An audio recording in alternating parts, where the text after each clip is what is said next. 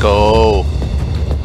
Hello, everyone. I'm Michelle Yu, and welcome to For the Record here at Mega Crime PINT. Network. Amber Heard is still on the stand under direct examination in Fairfax County, Virginia, and today marks day 15. If you're just tuning in, the Pirates of the Caribbean actor Johnny Depp is suing his former spouse for $50 million, claiming that her op-ed in the Washington Post, which detailed his domestic abuse in their relationship, was false and cost him his reputation along with several acting roles. Now, Depp is also claiming that he is the real victim of abuse in their relationship, but there is so much more. Heard is countersuing Depp for $100 million over his alleged scheme to tarnish her reputation following the op-ed. Since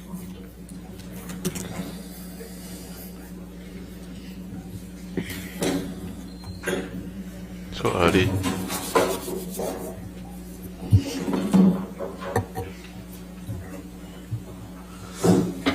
Got cut off. Funny. Let's go. Objection. Hearsay. Camille, let's go. Every objection, I will drink a mega pint of Wino.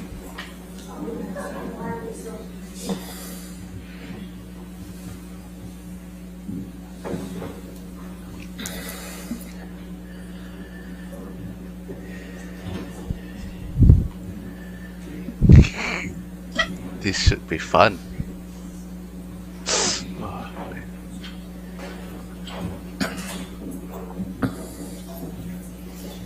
All right, thank you. All right, maybe seated. Your next question. Thank you, Your Honor. Michelle, can you bring up Defendant's Exhibit 236, which has already been admitted? Thank you.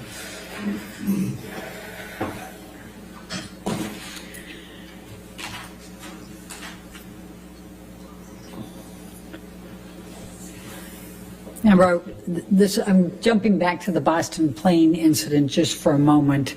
We had a lot of different texts and a lot of exchange, but I just wanted to point out to you, this text message is from Mr. Depp to you, correct?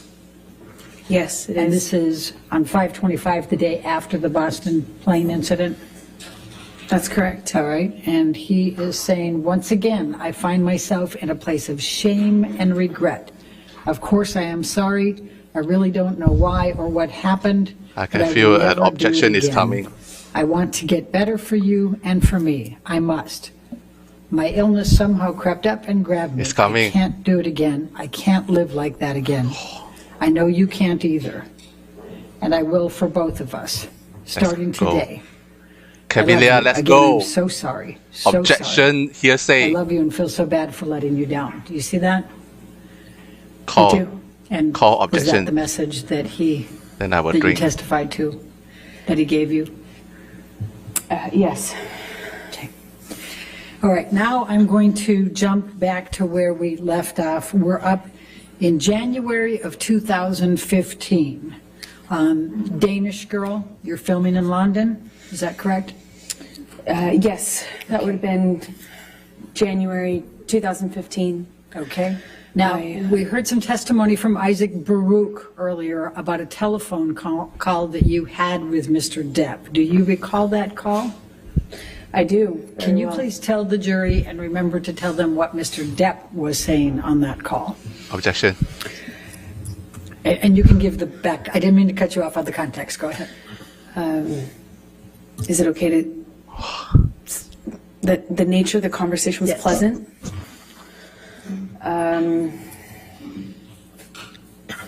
Friendly, fine, normal.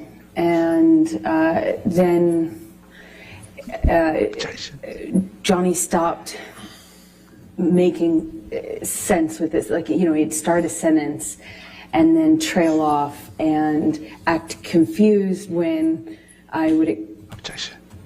be confused. And that pattern kind of increased pretty dramatically in a short amount of time. And I was in a hotel room in London speaking to him in Los Angeles. And the phone, what I assumed cut off. I thought it was a connection issue. And I remember getting out of bed and walking into the bathroom to get something, and I was redialing him. And in the span of that short amount of time we had been disconnected, it was minutes, not even minutes. I called him back thinking the phone had been disconnected, and he answered and he said, how could you tell me that? How could you say that to me?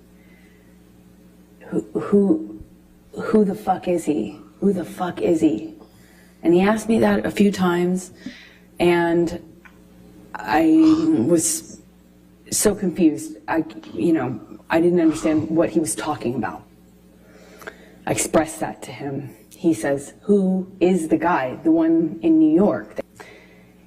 It was such a bizarre conversation because it had already started to feel like he was not making, it was almost as if he was confused by what sentence he had started by the time he got to the end of it.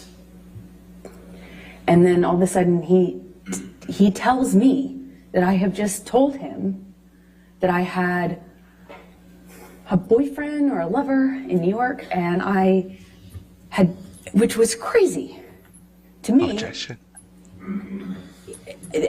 Not only was that not accurate, I would never have communicated with him like that. More or less called him on the phone to do it and then call him back and wonder what the connection issue was. It was just the most bizarre thing. But he was so worked up, incoherent, and accusing me of having had this conversation with him. Objection. Eventually the line drops out, and I spoke to the person who picked up the phone. Okay. And how did that end? I no longer spoke to Johnny. I probably can't say what the person told me. Are we talking about Isaac Baruch? Yes. Okay. So without saying what he said, you had a brief conversation with Mr. Baruch, and that was the end of the call? I did. It was my understanding Johnny was passed out. Objection, hearsay. Objection. Abstain. All right, January 25, 2015. First mega pint. Yes, Tell- first it's, the objection. Let's premiere go. Of, Mordecai, correct? Camille, Did you let's accompany go. Mr. Depp to Tokyo for the premiere of Mordecai? I did. When I was, Please tell the jury about that trip. well, I had just started to pick out the wedding dress right before that trip. And plans were moving for us to get married shortly after this trip. So we took this trip to promote his movie. I went with him. We got in an argument in the hotel room, and I said, I don't remember what I said to him, but I said something snotty to him that provoked him. It provoked him, and when I walked into the hallway, he grabbed me by the arm and slammed me up against the hallway wall, and I kind of struggled with him, tried to push him off of me, and I managed to get out of his grasp enough to take a few steps, and I kind of curved around and went into the closet. And by the time I made it into the closet, he had me by the hair, and what felt like he was just wailing on me, but in a really sloppy way, like hitting the back of my head, and kind of wrestled me down to the floor. I mean, it felt to me like I didn't even have a fair shot, because I wasn't facing him or looking at him. I was walking away from him. Or else, I would have at this point even I would have tried to defend myself more, but I didn't. I kind of felt like it didn't see it coming, and he just wrestled me down to the ground. And I remember he was screaming at me. I mean, like really screaming loud. And what I remember of that is trying to get up and him kind of wrestling me back down, and at one point put his knee on my back. It was kind of like kneeling on my back. And I just had this Crying again. struggle with him. And I look at him and he's still got his glasses on. I just remember looking at him and thinking that was so... I mean, he just looked like he hadn't been through anything, you know, he still had his glasses on, sunglasses. And he was screaming at me that he hated me, that it was over, he didn't want to marry me. He was disgusted. He was disgusted. He made this mistake. It was a big mistake. And everyone hated me. And I remember crying on the floor. Just, more than anything, I was heartbroken. I thought maybe he was serious. I thought maybe, God, he doesn't love me. Maybe he really feels this way. It broke my heart. Broke my heart. I wanted to marry him so bad. This is the man I loved, you know. Yes, it was awful at times, but I loved him and what he was Objection, Your saying. Honor, non-responsive. Oh, Oh, cheers. what he was saying to me hurt. What, second Just as bad as mega anything pint? else. I just remember that he left me on the closet floor, and it's embarrassing, or You are embarrassing. as embarrassing as it is to say, I went up to him Shut up. at some point. I don't know how much time had passed. He was Stop sitting at the acting. piano in the living room of the hotel room that we had. Stop acting. Stop acting, It's so... bitch. I know it may be hard to understand. It's hard for me to hear myself say, but I felt... I just wanted it to stop. I wanted things to just be okay. Stop. Enough of acting. And Fake I crying. just sat next to him on the piano, and I just laid my head on his shoulder, and of course I was mad. Of course I was mad, and felt it was horrible what he'd done. But on the other hand, I wanted us to be okay. I could just put I could put the physical stuff in a box, and I just kept going back on how much I love this person.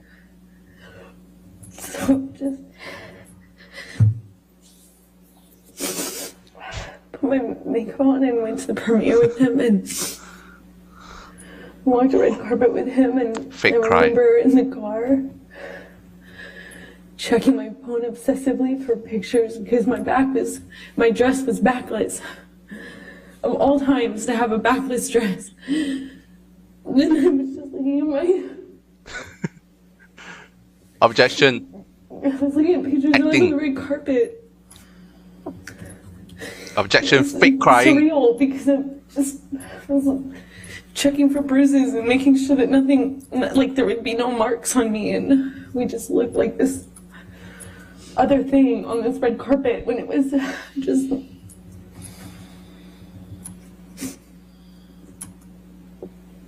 It was not like that.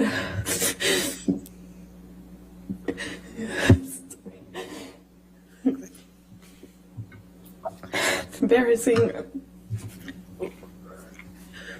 You know, it's hard to... I'm sure it's hard to... Objection, Your Honor, non-responsive. Yeah. Objection. Next Cheers. I'm going to take Mega you pint. to February, the next month, 2015, to your wedding. Third mega pint. Can you please tell the jury about your wedding?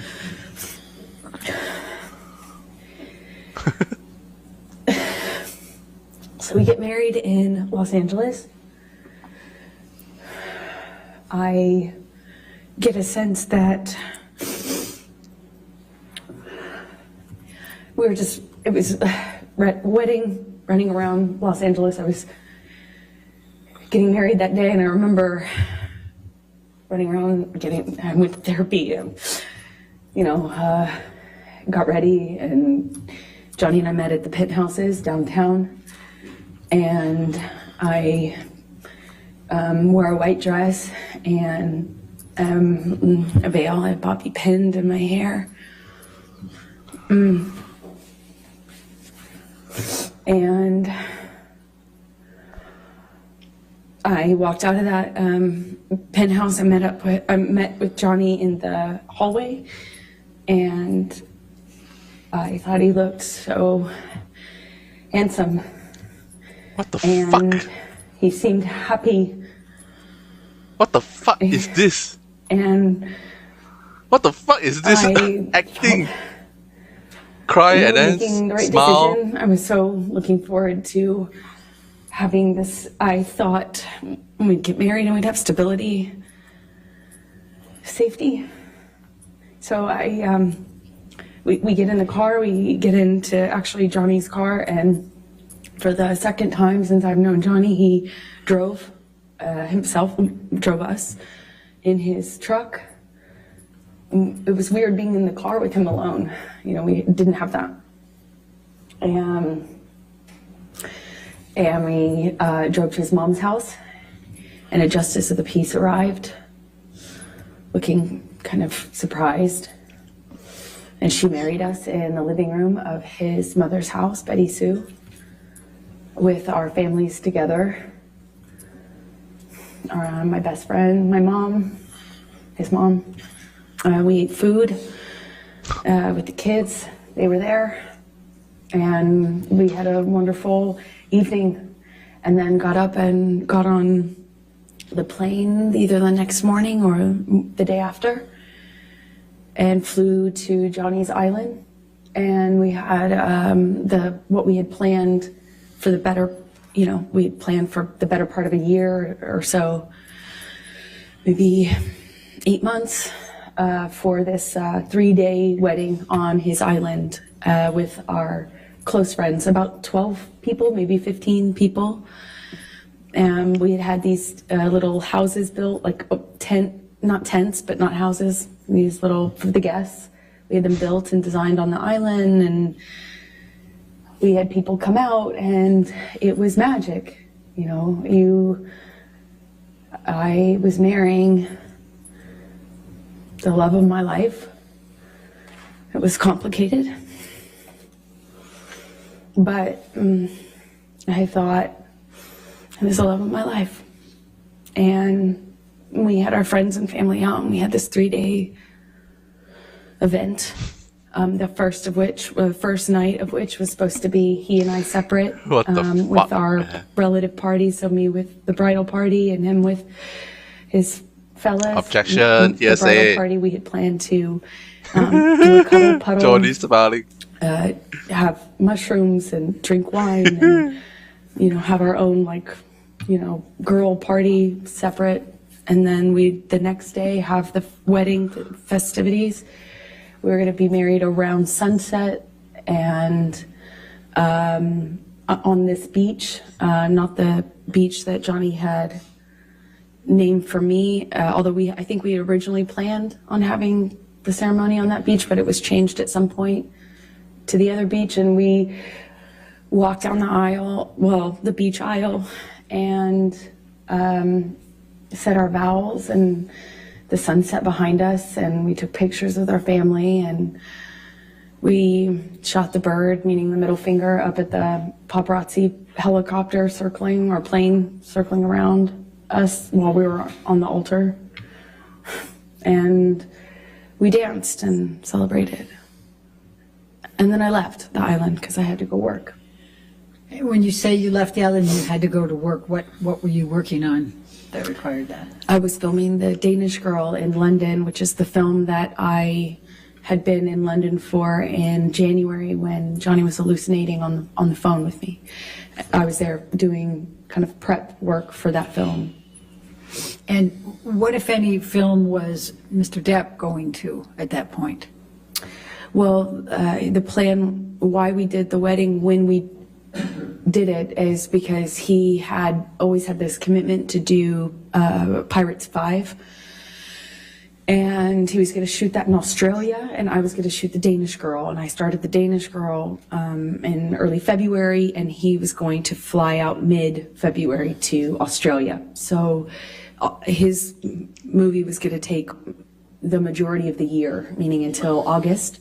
So maybe longer. So the plan was to do it when we did it, so that we didn't have to wait until the fall of the following year. So shortly after I left, Johnny returned to Los Angeles and then flew from Los Angeles on to Australia to shoot Pirates 5, excuse me. Okay. And what was the plan for you when you finished with Danish Girl? The plan was always for me to wrap on my movie and then come and join him in Australia, where he was filming Pirates 5. Okay, and when approximately was that? That was March 3rd. March 3rd that you wrapped, that you finished with Danish Girl? I believe, I can't recall the exact date, but I believe it was around that time, yes. Okay, and then tell the jury, where did you fly to get to Australia? How long of a turnaround was it for you to get to Australia? It was about 24-hour, I think it's about 24 hours. I could be mistaken on the exact amount of time, but I remember it's quite a distance from London. I was filming in London, he was filming in Australia. Effectively, you have to fly 12 hours, stop, get on a different plane and fly, I think, around the same amount of time, if I'm not mistaken. Okay. So when you arrived, before you finished wrapping with Danish Girl and were heading out shortly before, what, if any, communications did you and Mr. Depp have? Well, at first it was great. Even though we were separate, it was so hard to, leave leave right after you get married, especially considering that in Johnny and I's relationship, it was always so much worse when I went away to work. That's when problems started. So that was hard, but we communicated pretty consistently, and it was positive until it started to change. And I got the sense that he thought I was sleeping with the director, and then it was with the actor I was filming with. Who was the actor you were filming with? Eddie Redmayne. Okay. Oh man. I was not that it mattered, but I could do my best to field the accusations, and then they would kind of subside, and I thought things were okay. And one day, right before I'm supposed to fly to Australia, he, I think it was the night before I was supposed to leave to go to Australia, he calls my hotel room, apparently. I had a sense that the phone was ringing. I think I was in the shower at the time, but not much that I was staying at. The hotel staff had been sent up to the room because Objection calls for hearsay and speculation. Cheers. So don't tell what the staff said. What happened next?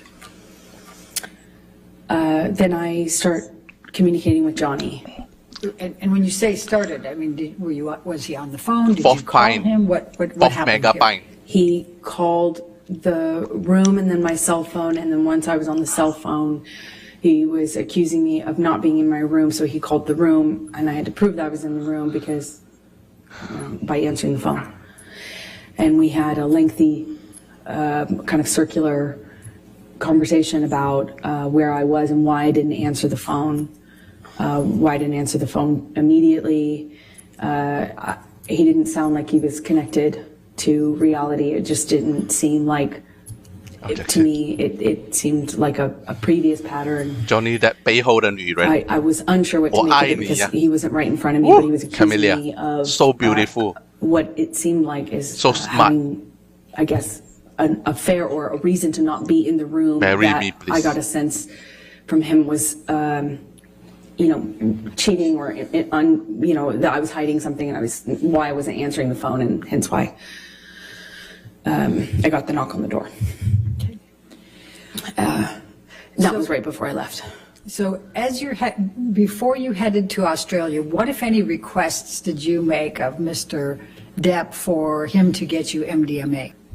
Because I would never, since that time I learned my lesson the hard way on the plane to Russia, I would never do MDMA with him.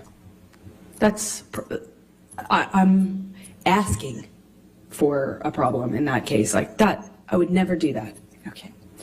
So you flew to Australia and met with Mr. Depp, right? And I'm going to, can we pull up Defendants 1809? And Your Honor, these are some of the pictures that Mr. Kim, you may recall, was testifying earlier, said he had on his phone. Okay. And then those were given, so.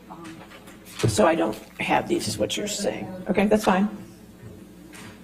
1809. Correct. I'm just going to show you a few pictures, Amber. Do you recognize, and I realize you didn't take this photo. I'm going to move the admission of it, though, Your Honor. Any objection to 1809?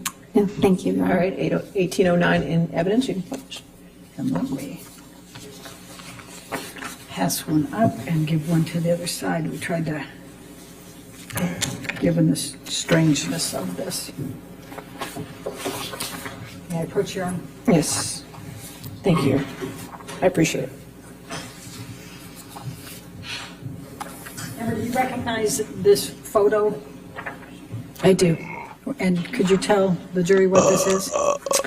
That is the driveway leading up to the house that Johnny was renting while shooting Pirates 5. Okay. And then I'm going to try to make this a little faster, and I'm going to go 1810. Ms. Bretterhoff, if you have a series of photos, if you want to Yes. show council what they are, maybe we can get them entered all together, and then you could just Yes, go on with your questions. yes, in fact. And these are all, I will represent, ones that we got from Mr. King. All right, if you want to take a look at them. And Your Honor, if I may just approach, I'll give you the whole stack. Okay, that's fine.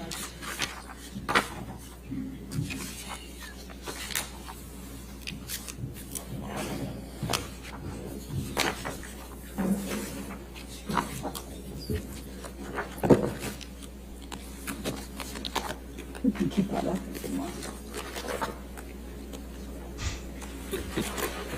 我喝了5个 mega pint，还有这样多。 By the way, Amber, do you see those kangaroos in there? When I was pulling up to the house, I saw kangaroos as well. Who cares? Oh, I don't believe so, Your Honor. But I make sure you thought look through them all, too. I just want to make sure, because Thank I'll you. go ahead and read them into the record once you have looked through them all. And then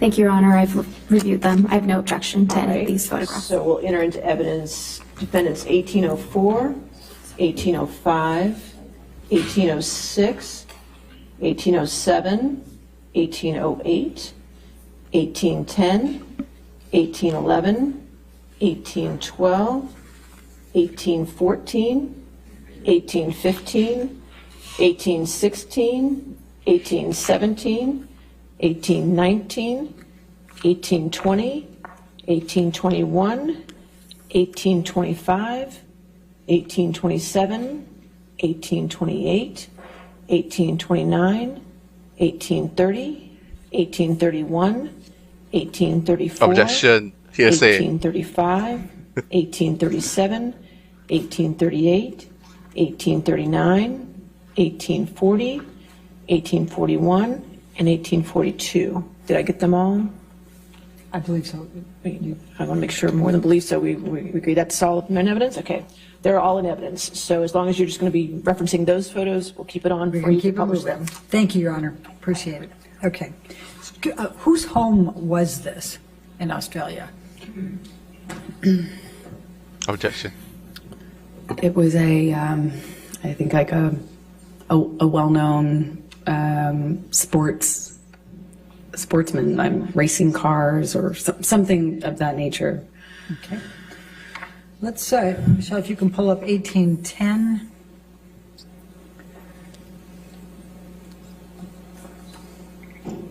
Is this another picture from that home? Yes, that looks like it's the view from the bathroom. Okay. And then let's go, Michelle, if you can pull up 1811.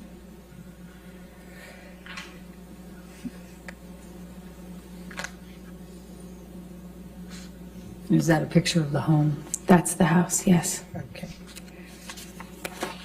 And let's go to 1812.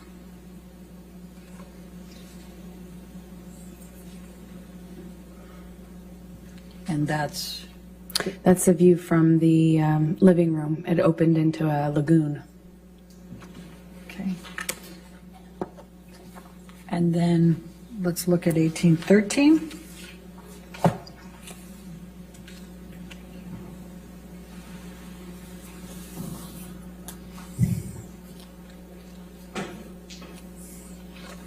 I guess that's just another view, little over of the swimming pool, correct?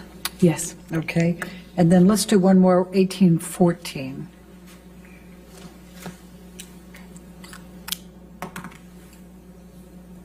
This is inside the house? Yes. Okay. And if you can look to the back here where I've got I'm making some, what if anything is that back there? That's the kitchen. Okay, and this is the dining room, and this is on the main level? What we're looking at is the dining room table on the main level with the kitchen in the background. Okay. Thank you. Now I'm going to ask you to take this jury through your experience, what happened in Australia once you arrived there.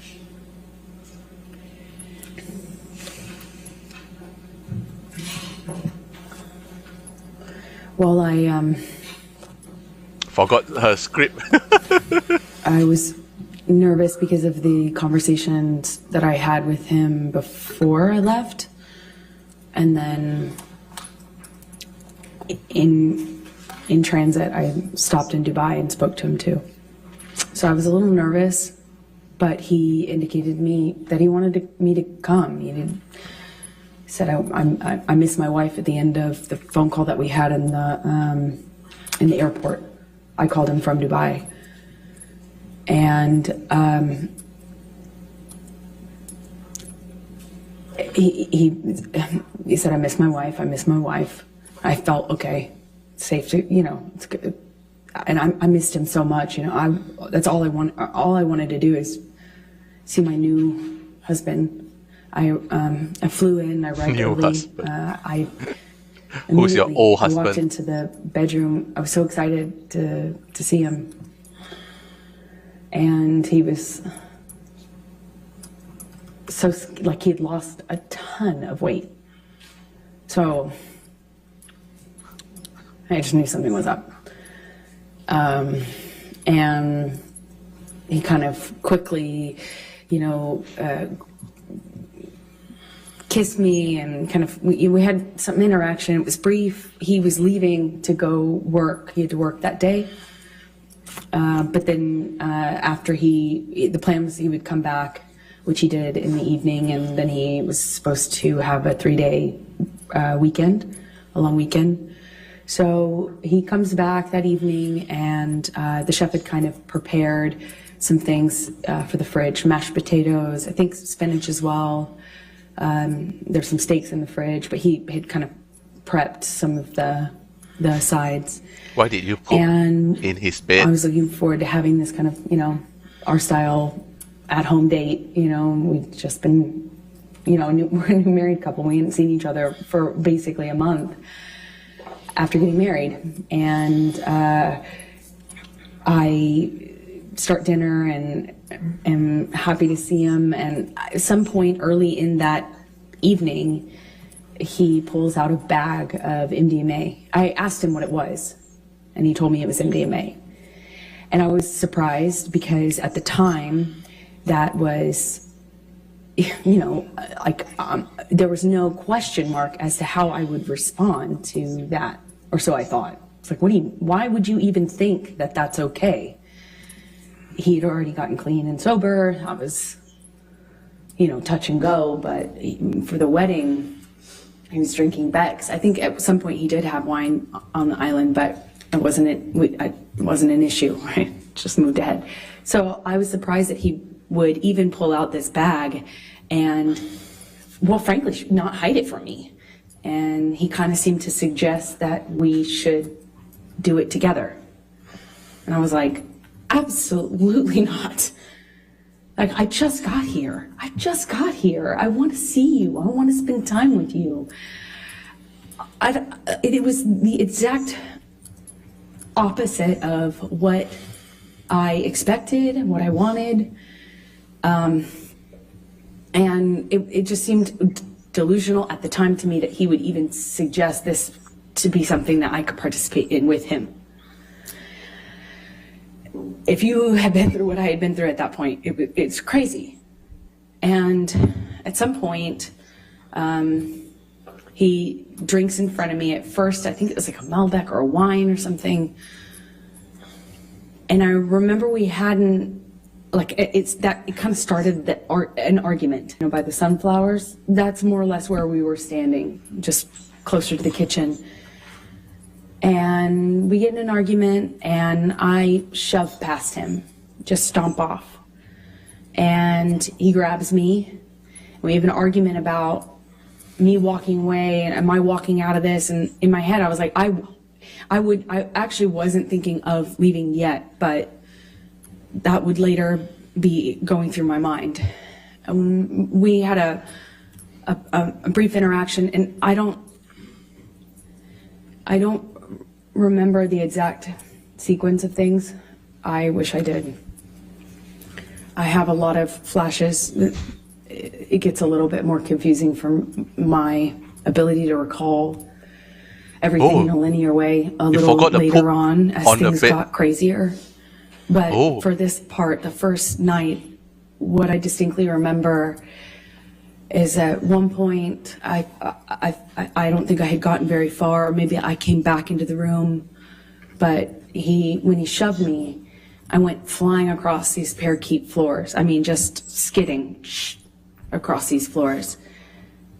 And I remember thinking it just looked so easy for him to throw me around like that, I just slid, screeching my skin against this beautiful wooden floor. And we had another argument that was a spin-off from that. It was just kind of this on-off sort of thing that I remember eventually in this interaction, he shoves me up against the fridge. He has me by the throat, and he just was holding me there by my throat. And I wondered if it was the drugs. I wondered if it was him. It hadn't, in my recollection, hadn't been that long. He has me up against the throat. He's kind of bashing me against the wall next to the fridge. We're kind of moving in that area. And at some point, I'm in his face. And I don't know if he had let go of my neck or loosened my grip, but I remember slapping him across the face, screaming at him. He's screaming at me. I got my hand free when he tried to grab me when I walked off. I stormed off. I slammed the door upstairs. I don't know if it was in that instance or if it was in a later one that I eventually barricaded the door. It wouldn't stop him from coming in. He could come in the other doors. There's a back door, there's patio. but at least I'd hear it. And this is March 2015. By this time, I'm being medicated by his doctor. He's giving me anti-anxiety meds, giving me, had already tried to give me antidepressants. They didn't work for obvious reasons, I hope. I wasn't sleeping. I had insomnia. I'd wake up with panic attacks. I needed to sleep, but my ability to do so was really, really compromised at this point. And I kept thinking that I just wanted to hear him or know if he came in so I could be aware, so I could be ready for what was going to come in with him. And at some point I go back downstairs. I don't really know at what point I gave up and stayed behind my barricaded door, but I managed to go to sleep. I took some sleeping pills. I woke up, and when I came downstairs, he was still up. He confirmed when I asked him that he had not slept.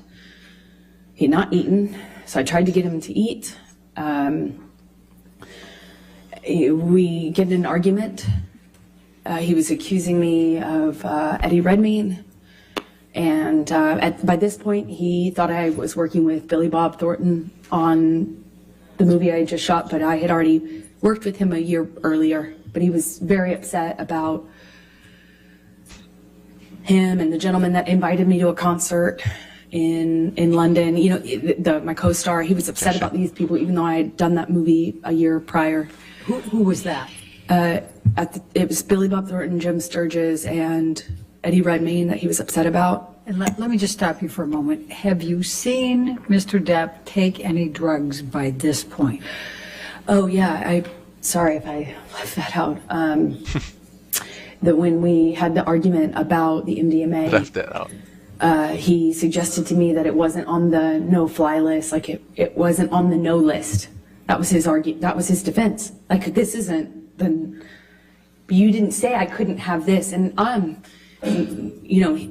over and over again, Johnny told me I wasn't the reason he was getting sober, but I was the reason he was staying sober. I had saved his life and all this stuff. It wasn't like it wasn't my job to police him, but I kind of ended up being in that situation, it seemed like, in his mind, when he would express that to me. So he took a handful of pills, and I didn't count how many, but when I came back downstairs, I did the math on the amount that was left, and I think it was either 8 or 10, I can't recall as I sit here now, either 8 or 10 pills of MDMA. That he had taken or that were left? I remember we had a conversation about the amount that he took. So I remember saying, you Objection, took all. hearsay. Oh, objection. I'll sustain the objection. Okay. 5th megabyte. It's 5th or 6th? 6, I think. There were only a few left in the bag, so I think it was what he took. And I said, Johnny, or Objection, hearsay. Oh, he 7 confirmed that megabyte. he took that amount and that he could take that amount. And what amount? At this point, there were 10. He had taken 10, 8 or 10. I can't recall. And when you say at this point, is that the first night? Is that the second day? This is the second day. This is after I've already fallen asleep for the night in the room upstairs. Come back downstairs. He was still awake. Okay. Please continue with that second day. He was accusing me of being mean to his sister. He was accusing me of not liking his sister. Something about the wedding. I was trying to put out that fire, as you will. I was trying to say, no. First of all, I'm not filming with Billy Bob. No, I wasn't filming with Jim Sturgis. Yes, I filmed with Eddie Redmayne, but he was a lovely gentleman. Objection, Your Honor, hearsay. Let's not offer to prove the truth of the matter. Overruled. And then when it came up with his sister, he Number 7 megabyte. was accusing me of kind of Number having 7 or this 8? animosity with Christy. I tried to defend myself, explaining why her and I had kind of become cold to one another. I don't know how else to describe it, because we never had any sort of direct interaction that was negative. We never had any sort of confrontation or anything, but I did my best to explain to him what I could answer to that accusation. And at one point he, I mentioned that, well, I can't say what I mentioned. He, as a result of that phone call, picks up the phone and calls his agent. I don't know why, still to this day. He calls a few people. I don't know who's on the other line. I just heard his side of it, and he's screaming at them. I got a sense that it was money, that he felt people had been stealing money from him, and that the studio had been ripping him off, and that he was calling himself like a whore, or he had been whored out. He seemed like he was upset, but I did not, at this point, this is maybe early evening, it was before the sun went down on the second day. I remember he took the phone at one point and called my divorce attorney. I had at some point prior to this got a divorce attorney, or not a divorce attorney, a domestic relations attorney to do a post-nup, because we got married in February, and there was never any mention or talk from Johnny about a prenup, but I had had interactions with his sister, and so I thought, okay, I'll get a lawyer and let's do a post-nup. When Johnny found out about that, or when I reminded him of that in Australia, he went outside and called my divorce attorney and fired her and said the only way out of this was death. Again. And I heard that already at this point, March 2015, probably 25 times. So he's screaming at her. He calls his agents. I hear him talking incoherently, screaming incoherently at my lawyer and his agent. He comes back inside, and I genuinely didn't know if he was still mad at me or if it was about me at all. I didn't know. It didn't seem like it was connected to reality at all. At some point shortly after that, I have been saying to Johnny, you need to sleep. Let's eat some dinner, baby. Let's relax. Please, like, calm down. In my head, I was thinking that it would genuinely change if he just got some sleep. He needed to sleep it off. He needed to come down off the drugs. Clearly, the combination of what he had taken pill-wise with whatever else he was hiding from me was not good. I had recognized that sort of delusion. I had recognized that sort of unattached to reality rage. I had recognized the patterns of those kind of loops where he's yelling about things that aren't even being discussed or talked about. I knew already that he just needed to sleep it off, clean up, sober up. And I thought we could. I remember I went to the fridge, I got out the steak so that they would, be ready to cook. And I got out some of the food I was going to put together for dinner. I went upstairs.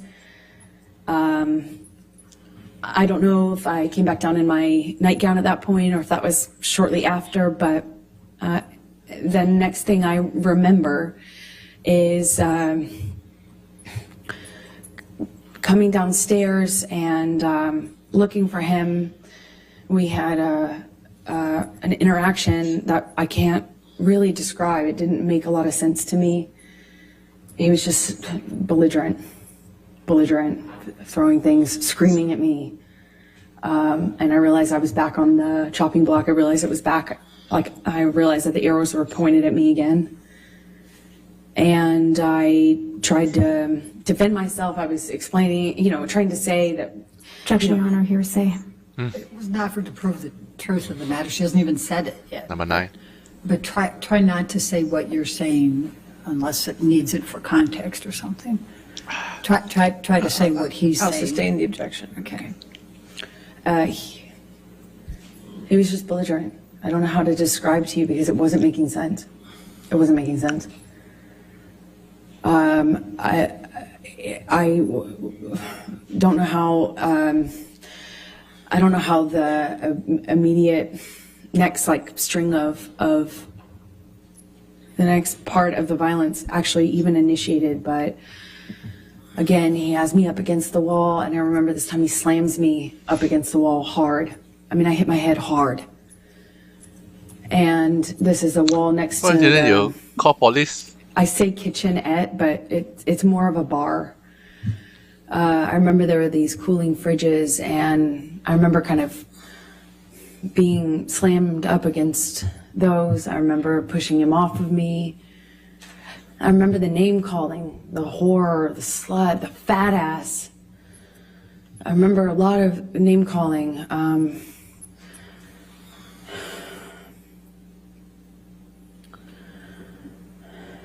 I said, Had he been drinking by this time?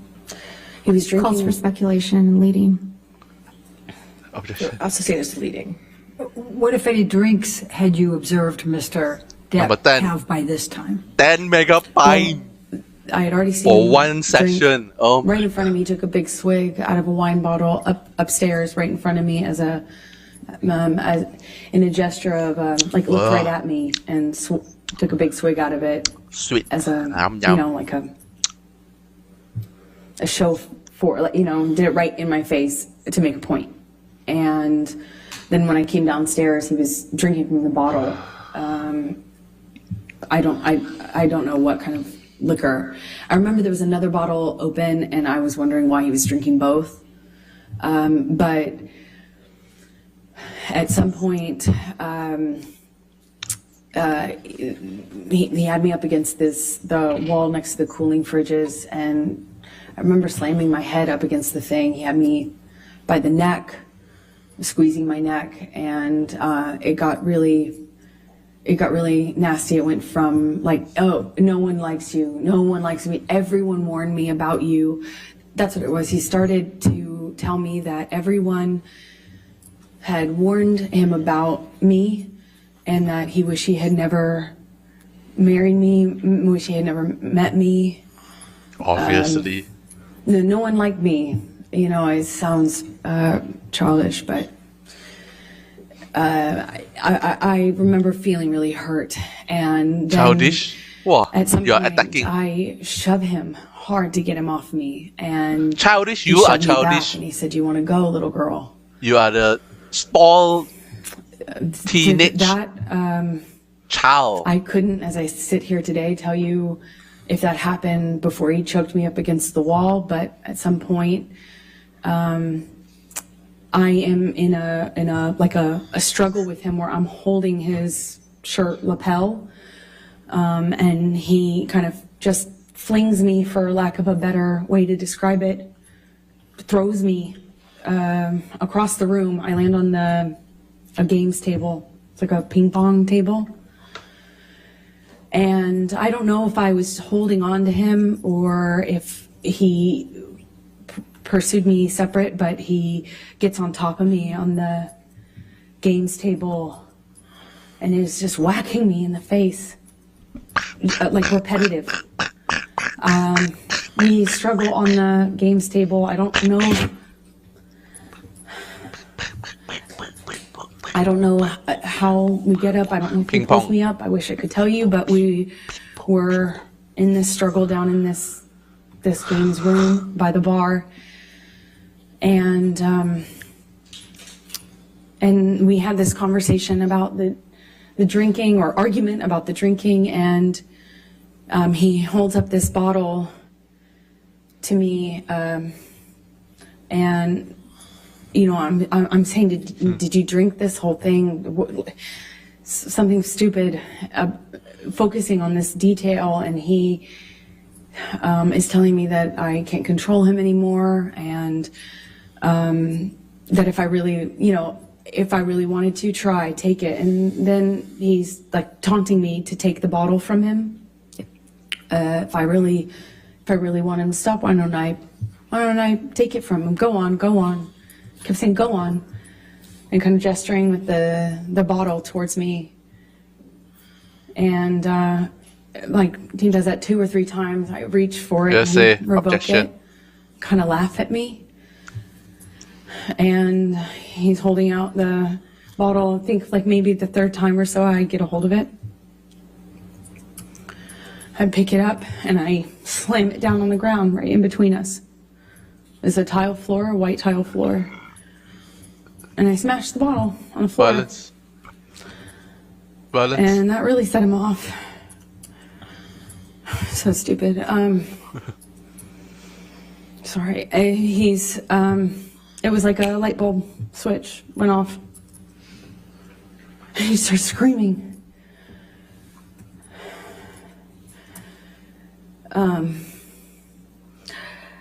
I don't know if he backhanded me or hit me normally. I don't really recall, but I remember it sent me down to the ground.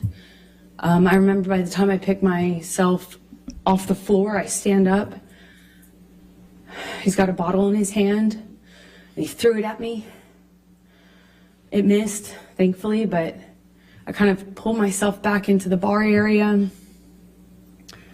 I don't know how much time passed, but at some point he had a broken bottle up against my face, neck area by my jawline, and he told me he'd carve up my face. I don't know at what point in the evening. I couldn't tell you what sequence-wise when that happened, but it was terrifying. It wasn't the first time he said that to me. He said that to me on the plane as well. But this time he was holding a broken bottle to me. I honestly don't remember if I threw anything in his direction. I don't think I did. I just remember him having me by the nightgown. I remember him flailing me, throwing me around. I'm flailing. This is after there were some bottles broken on the floor. I think this is actually after, again, forgive me, I wish I could remember the sequence, but it's flashes. He's throwing these bottles at me. I remember retreating. There were also cans, like soda cans, beer or soda cans, and they're coming at me one after the other, and I keep pulling myself into the bar area. There's a bar behind me in like I don't know, like an L shape. He's standing in the only way you can exit, so I'm kind of trapped in front of this sink, surrounded by bar on three sides with him in front of me-ish, kind of front off to the left, and he's throwing these bottles one after the other, and I can feel glass breaking behind me.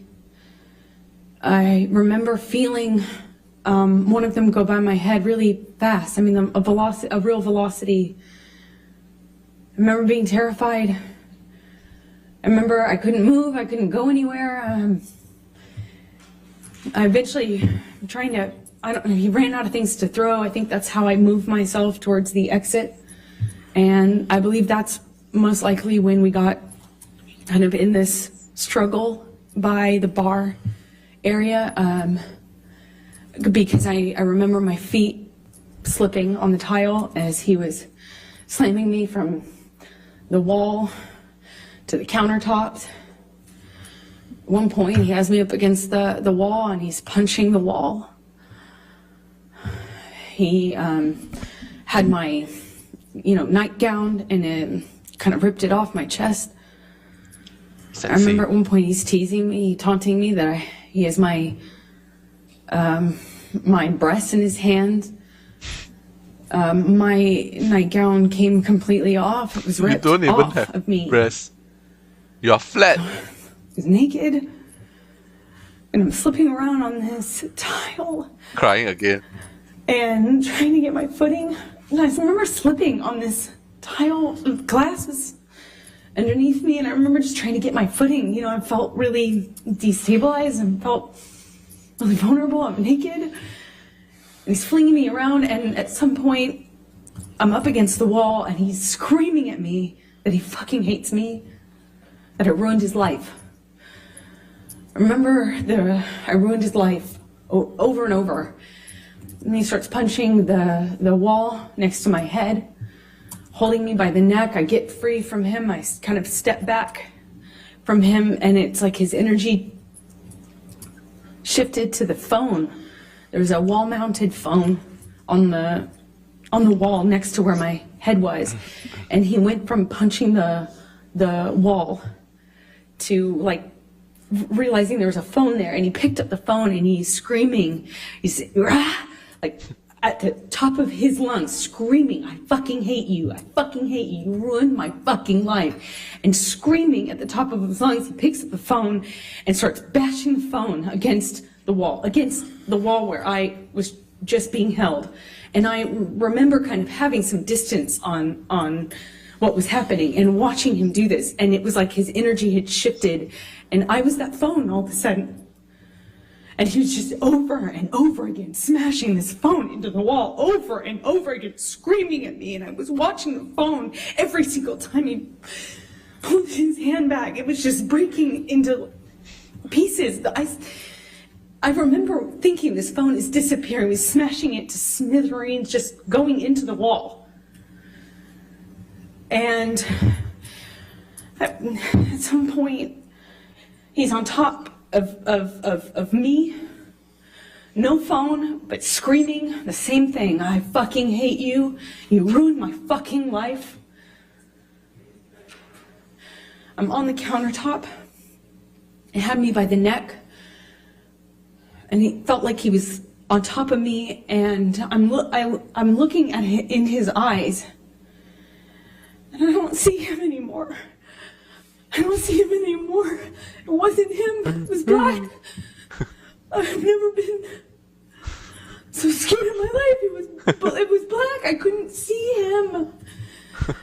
And he was looking at me, and I was trying to get through to him. I was trying to say to him in some way that it was me. I was trying to get through to Johnny, and I couldn't see him. I couldn't see him at all. And my head was bashing against the back of the bar, and I couldn't breathe.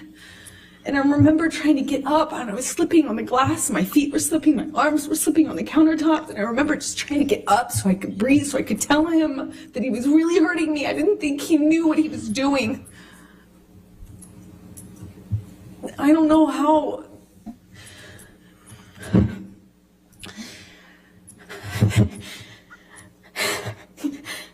Sorry. Oh my God, it's bad acting. Oh my goodness. I'm sorry. I couldn't breathe. Oh my God, that's a very bad acting. I don't know.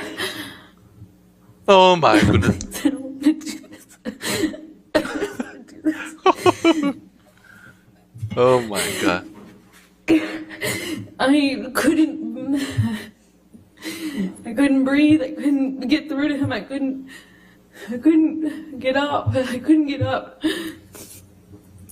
And I don't know how that ended. I don't know how. I don't know what happened next. I don't understand this. Shut up, bitch. You have to cry to get the pity points. Fuck you lah. The next thing I remember, I was bent over backwards on the bar, meaning my chest was up. Aquaman. I was standing in the blue lights. Aquamon. My She is Aquamon. on this, my back was on the countertops. And I thought he was punching me. I thought he was. I'm sorry.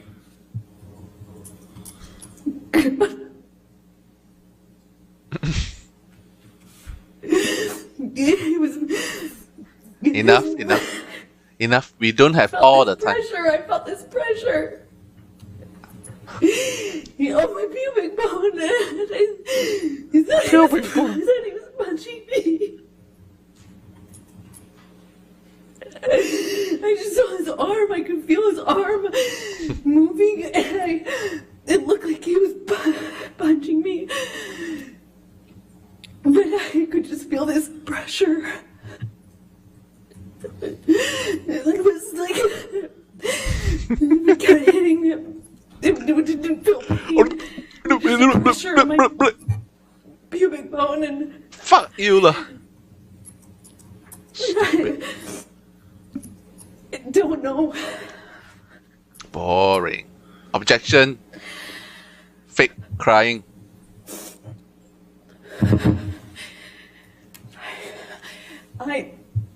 I don't remember what I said. I just remember being really still. Not wanting to move. Rotten Tomato score 14%. I remember looking around the room. I remember Objection. Fake crying. looking at all the broken bottles, broken glass. And I remember they just not wanting to move because I didn't know if it was broken. I didn't know if the bottle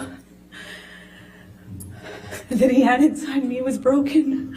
I couldn't feel it. I couldn't feel it. I didn't feel pain. I didn't feel pain. I didn't feel anything. I Bullshit. didn't want it. Bullshit. I looked around and I saw so much broken glass that I didn't know Bullshit. if he would know. If he would know, I didn't know if he would know if it was broken or not. And I just remember thinking, please God, please, I hope it's not broken.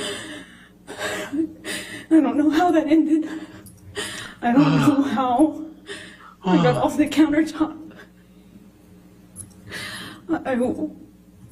I just remember it being in the bathroom. I remember retching. I remember the sound my voice was making. I remember I lost control of my bladder. I remember just retching. I remember there was some blood on the floor. Forgot the lines. She's crying dry without tears, man. I got up at some point.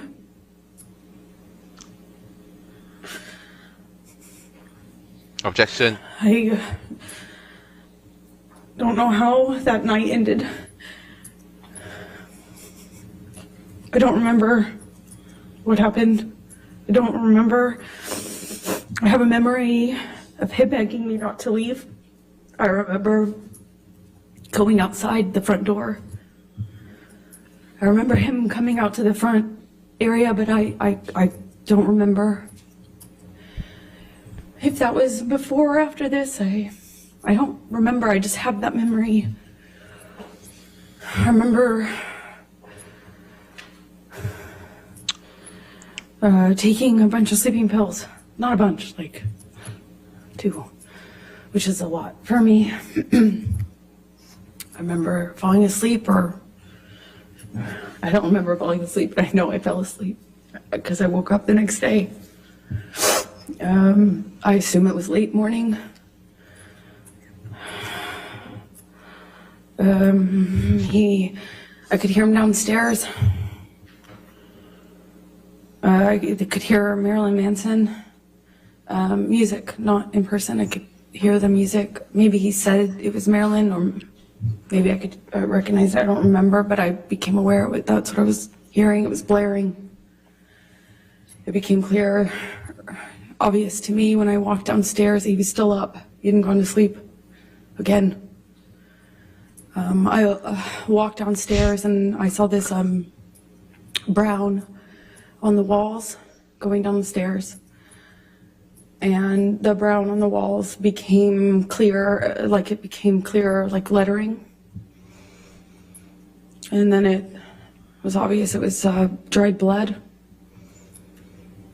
He had written down this that we had a spiral staircase, like white cream walls. There was blood on the carpet. I could see blood drips. I thought it was from my arms or feet, but it was drips. So that plus the wall writing, I saw this brown letters on the wall, and then realized that he was trying, that it was meant to be a message, but it was incoherent. I saw what looked like my name, but I really couldn't make out most of the rest of the message. Walking down the stairs, I saw a bird in the house. I thought that was surreal. I went down to the main level where my painting studio was, and I had some canvases out. It was in the living room area. And by the time I got down to the bottom of the stairs, the dried blood had been kind of taken over by paint. It was blue, navy blue paint, and then brown paint. And then it was, on the walls, on the lampshades, pillowcases of the sofa cushions. There was blood. In the painting studio, my canvases had been covered with what looked like just brown, blue, green, red mess. It was just a mess. There was a painting that had, a painting that the owners had that had, like giant penis on it, and some other things. There was a table overturned, a bunch of broken glass on that floor. I walked downstairs where I heard the music coming from, and that's where I found him, blaring this music. He was in the study, which is by the bar games table area off to the side, and it was just glass and blood and broken windows and a broken window, and just it looked like a mess. The table was collapsed, and I walked into the study. There was a couple unbroken empty bottles. I remember wondering where they came from. And he just looked. Stop wasn't crying there anymore. already. He wasn't there. The cry lasted It wasn't Johnny. for a while only. He was standing at the office desk. He had his hand wrapped in this like rags, or bandana rags, and I think he took them down or somehow showed me, and he said, "Look what you made me do. I did this for you," something to that effect. And Wow. I kind of put together, it was covered in paint, and I put together that's like he was using his finger. I quickly Johnny became said, aware wow, that's that what was he a was using big as a paintbrush, lie. even though Wow. there was lots of paintbrushes around. And we didn't have any sort of like coherent conversation, as you can imagine. I figured out he was missing a finger. He kind of held it up, and I said, "What did you do? When? Like, what did you do? When?" And I realized in my head that there had been many hours since this probably happened, assuming that was happened with the phone. In any case, I knew it had been way too long, that he had had this blood, that he was bleeding, and I said, "I'm going to call 911 if you don't call Jerry now." I still don't recall which of us called Jerry Judge, his security. At some point we went upstairs. He came upstairs, but he went up to the third floor while I was in the main floor, the entry level floor. I went to make him a cup of coffee because he was demanding more Red Bull, and I was thinking that's probably not a good idea. I don't know why coffee would be so much better, but in my head it was. I thought maybe, I don't know, sober him up, or I don't know. Help was coming though, and I remember I made him coffee. As soon as I handed it to him, he threw it at the TV and started screaming again. It was like back to square one. Shortly after that, security arrives. I don't know how long, maybe a few seconds or minutes went by, not long, but they kind of find Johnny, or Johnny finds them walking out of the front door, and they were trying to figure out what was going on. And as they were kind of looking at him and trying to figure out what the heck was going on, Johnny took his penis out of his pants and started trying to pee or peeing outside of the house, saying that he had more messages for me. And this is in front of security. Johnny's and they laughing. kind of just like looked at each other and looked at him and kind of not laughed, but kind of half, played it off and corralled him. It was how it looked. It looked like corralling a wild animal back into the house with his penis still out of his pants, peeing or trying to pee. That's what he was indicating. And he went to the wall of the house. And I remember him standing at the wall trying to leave me more, saying he had more information for me. He was going to leave me more messages, more information for me. It made no sense. And Jerry Judge, his security, and one of the nurses, shortly after, I think they put me in the theater room, but shortly after I remember talking to one of the nurses, and she was trying to give me drugs to sedate Objection, me. Your Honor. Hearsay. Hearsay. Trying to give her drugs. She didn't say anything. Thank you. Number 11. And I just remember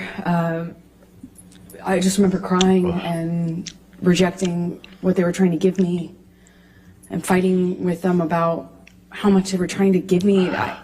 I felt like I needed to figure out what was happening with my life, what was happening with Johnny. I didn't know if he was okay. I didn't know. I actually had no idea, could this be something he could die from? If anything, just the drugs and the alcohol. I mean, Objection. that alone, I didn't, I just remember being scared and being in this theater room, this dark theater room, and not knowing what the heck was going on.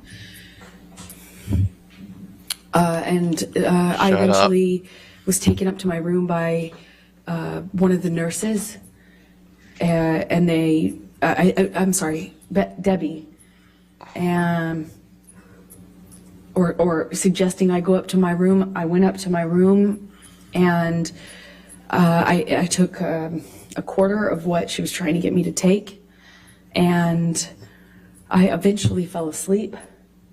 Okay. I came back downstairs Sure. to look for my phone, Sure, which we Johnny believe had you. picked up before security came in.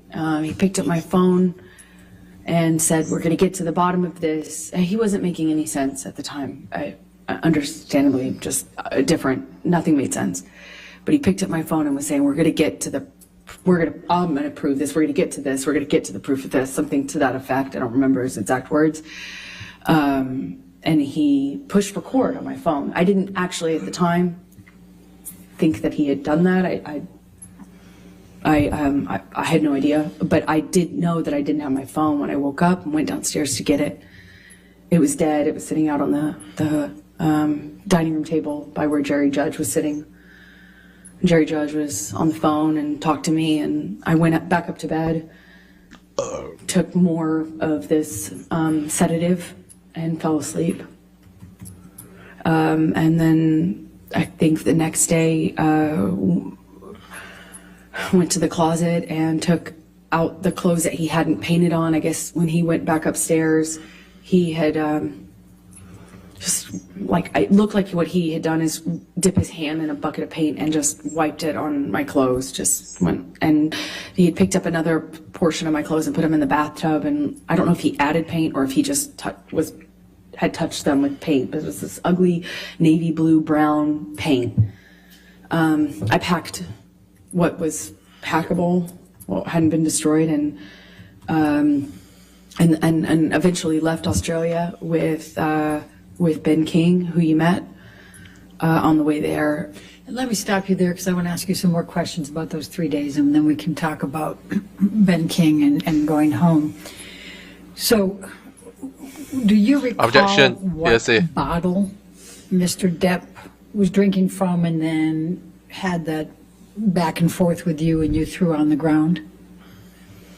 Objection, Your Honor. Compound leading. Yeah. Sustained. Job Do you time. recall what the bottle was? No, I don't. Do you recall whether it was wine or liquor? It's mega pint. It was liquor. Do you, The wine was upstairs. do you recall Mega pint. what color Excuse me. it was? Well, I believe it was white, I mean clear, but I can't be certain. I think it was clear. Do you remember whether it had a handle on it or not? No, it was a normal bottle. I remember because he was holding it like this and gestured to me to take it. And I did try to reach for the bottle. It was a normal size, but for life of me, I can't remember like what brand. Okay. When you woke up that third morning and came out of your room, what, if any, food did you see? Oh yeah, I forgot about that. Objection, Your Honor, leading. Objection. Overruled. There was mashed potatoes smeared all over the bedroom door, 12-time and on the megabyte. wall, in various places. But I remember opening the door and being really confused at first as to what it was. Had little like specks of green in it, I assumed to be spinach. And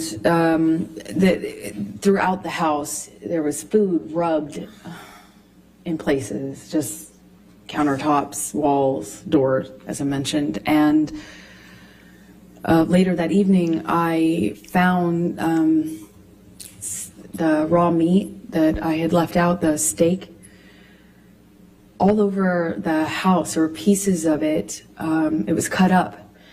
And he had ripped my nightgown into pieces, into shreds, and wrapped the meat up, like wrapped the steak pieces up with my nightgown.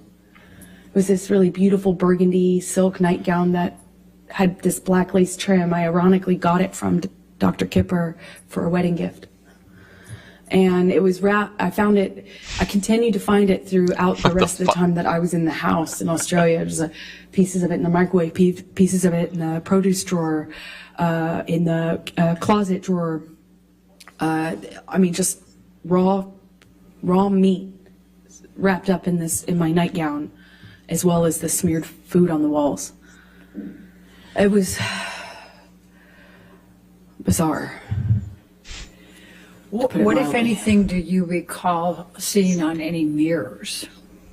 Oh, he had written on the bathroom mirrors in the bedroom, and I believe he had, there was another mirror. I just don't recall which bathroom it was in. I suppose it was the one that I went to, which is on the very bottom level, where I was retching, for lack of a better way to describe it. I think it was in that bathroom that he also wrote on that mirror as well. What, if anything, do you recall? In blood and paint, sorry. I'm sorry. What, if anything, do you recall of any lampshades being written on? Well, he wrote on messages to me, you know, things to the effect of go-getter, you know, horror sort of thing, like that sort of language. But calling me easy, calling me a slut, calling me, you know, like just things about ego and what a whore I was. But it was hard to make sense of it because it was clear he was just out of his mind. It was, I mean, he wrote on a back of a pillow in blood, and you can tell because it dries like in this ugly brown color. He wrote on the walls going downstairs. Like it took in fact, you could see where it looked like he had run out of blood because the messages became, the markings became clearly letters, and the letters kind of became, like I could see where he had clearly run out of blood or wasn't bleeding enough and went and got paint. And then it became paint and blood. You could see both. You could see where he went back with it. Same with the mirrors. I could see where all the dried blood was. And then I could see a different set of markings with paint and some other material. So I'm going to go back to the time in the bar, and I know this is very painful. Do you recall what Mr. Depp was saying to you What's when painful? he had the bottle leading. and was pushing it against your pubic Objection, bone? leading. He said that he would fucking kill me. I'll fucking kill you. He said it to me over and over again. He said, I'll fucking kill you. I will fucking kill you too. Did you bleed from the vagina as well? What the fuck? I did. And did you experience any pain later? I wasn't No thinking proof. about that. I was heartbroken. Eventually, I realized that I could be hurt because I was bleeding. But I convinced myself it wasn't broken and that the bottle wasn't broken, or else it would be a lot worse. And the discomfort I was feeling afterwards just paled in comparison to how Period. That's why I got bleeding. scared, shocked I was. I'm scared. I just married this man. I just married him.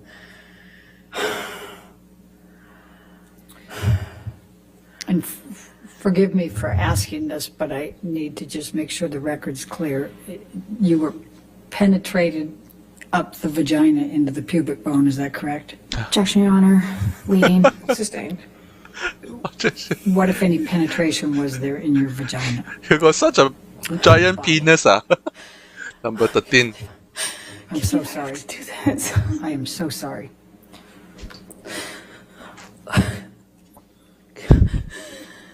Johnny had the bottle inside of me.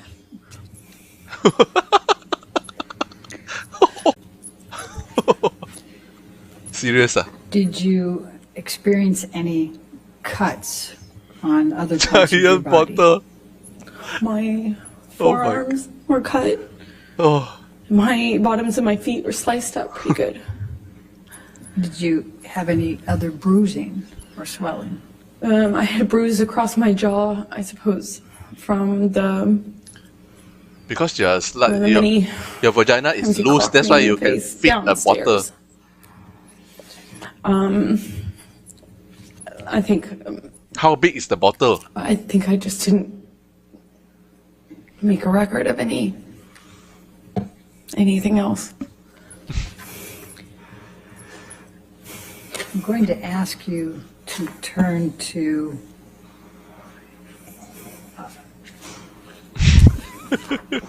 let's go to I thought it's Johnny's giant penis. Turns out 10. a bottle Well, went actually, into her Let's vagina, go but to 18. how big is the 15. bottle? Michelle, if you can bring that up. Defendants 1815. And I think these are all in, Your Honor, so if we could Yes, publish. yes, they can all be published. Pick or it didn't happen?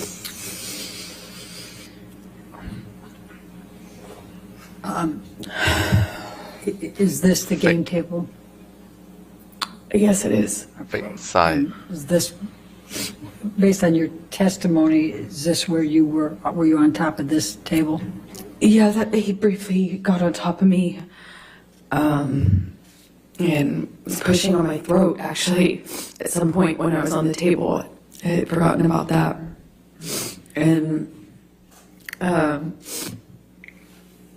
this though looks like it is after a lot of the stuff was cleaned up, because it didn't look quite like this. Okay. And did the table collapse? Yes, it did. Objection, Your Honor. Leading. Sustained. Oh, What, if anything, happened number to the table? 14. The table collapsed Megabyte. underneath me when Johnny threw me into it. To, Got on top of me, or to Johnny's giant penis. fell on top of me. I honestly don't know which one. We could look at 1816, please, defendants.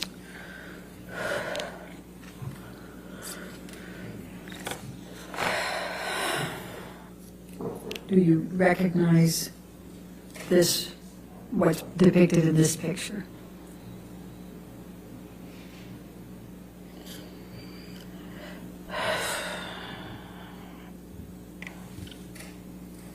Here comes crying. Yes, What is it? it looks like Oh my god, echo. the bottles that were by Johnny on the desk when I came down that last morning, and he was still up, still drinking. If we could go to defendants 1817. Bullshit. The bottle shape. The bottle shape. I'm sorry, go ahead. I have not. Go back to 1816, please. Your Honor, I had refused. Is there a question? I have to ask a question. What more do you recall? Sorry, it took me a minute to respond because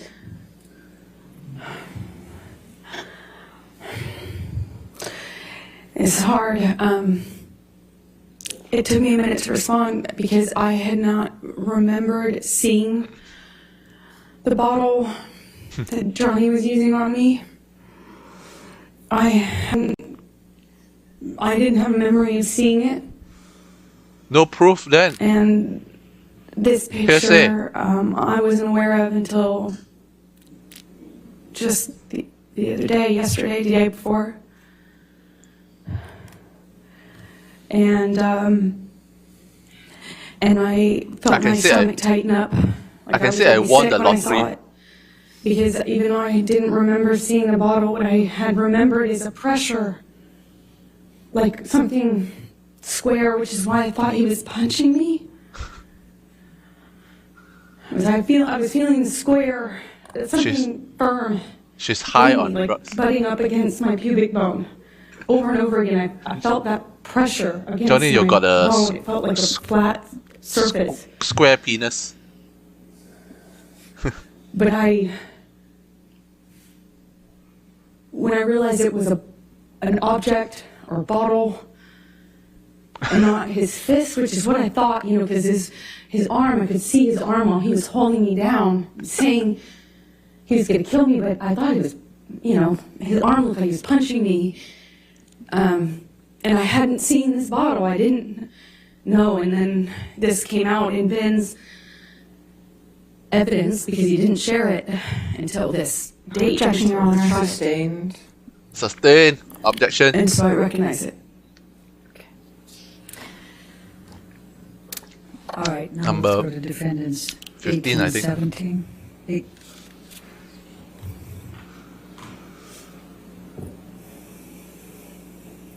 Do you recognize this area, this picture? Yes, it looks like one area of the bar. Obviously, this is sometime later because all the liquid is dried up. It's quite slippery. I was slipping all over that tile, that's how I know. Okay. Looks like a lot of the glass has been cleaned up almost. Okay. And then let's go to 1818. Actually, I think I'm that's, sorry, which, yeah, I don't have that that's number. not in evidence. Yeah, and that's a duplicate. Let's go to 1819. My apologies. Okay.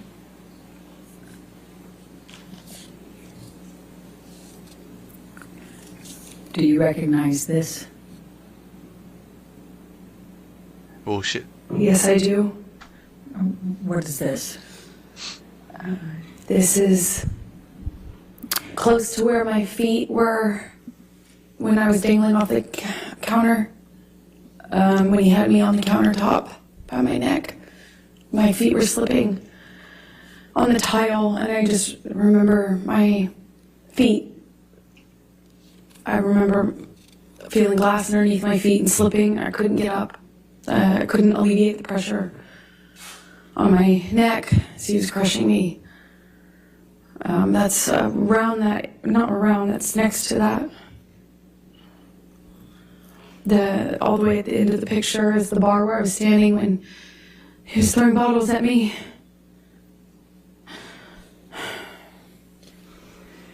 Can we go to 1820?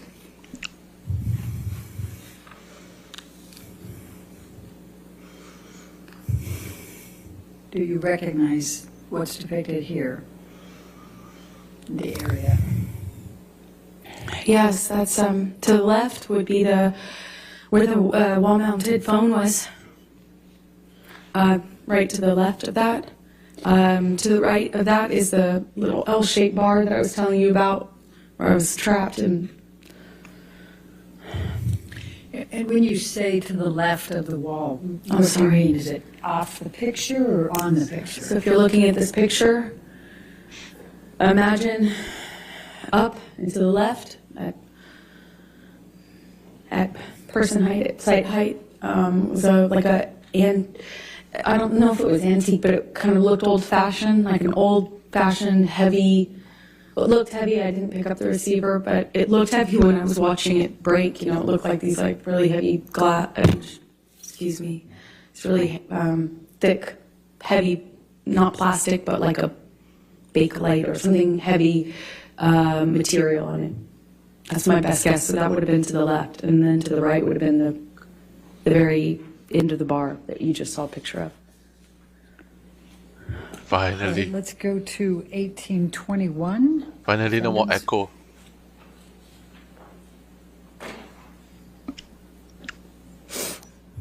And do you recognize what's depicted in this photo? Yes, that's the bar that I was just talking about. Okay. Now, I see a phone on the right side. Is that the phone you were talking about? No, that's not. This is a wall-mounted phone. That's just a landline.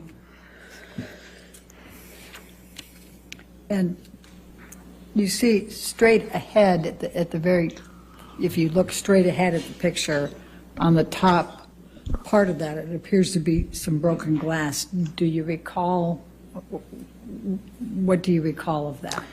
I recall more than just this window being broken. This is one of the windows that he broke when he was throwing things at me. My body was standing in front of that little kitchen sink you see at the end of the picture. I suppose that's some of the glass I felt, though, on the backs of my arms. Like when the window shattered. Okay. Let's go to 1822. 1822, I don't have in evidence. 1822 is not in evidence.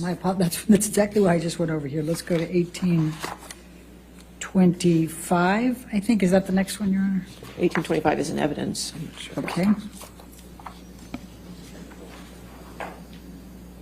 Mega pint. Do you drank recognize this picture? 15 mega pint already of wine. Yes, that's where Johnny was standing when I found him the last morning. That morning, it might have been like midday. When I say morning, it was after I woke up. Half a bottle. It was certainly not early morning. You're safe. And he was standing at that desk, behind the desk, with the Manson blaring. When I found him and told him that I was going to call 911 if he didn't call Jerry. If you look in this picture, there appears to be a lampshade down below. Do you recognize that lampshade down below the table? That's one of the lampshades Johnny wrote threats or messages to me on. Okay. Then let's go to 1827.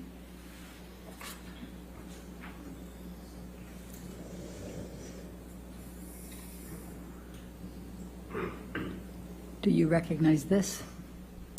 Yes, I do. That's my painting studio. So when I walked downstairs and saw all the blood on the walls, I walked into this room first. That's where the stairs empty into this room, and kind of my painting area. And those are the canvases that he repainted. And do you see, if you look by the white tablecloth table to the right of that, do you see a lampshade there? Yes, I don't know if that's the same lampshade or another one. Okay. Then let's go to 1828.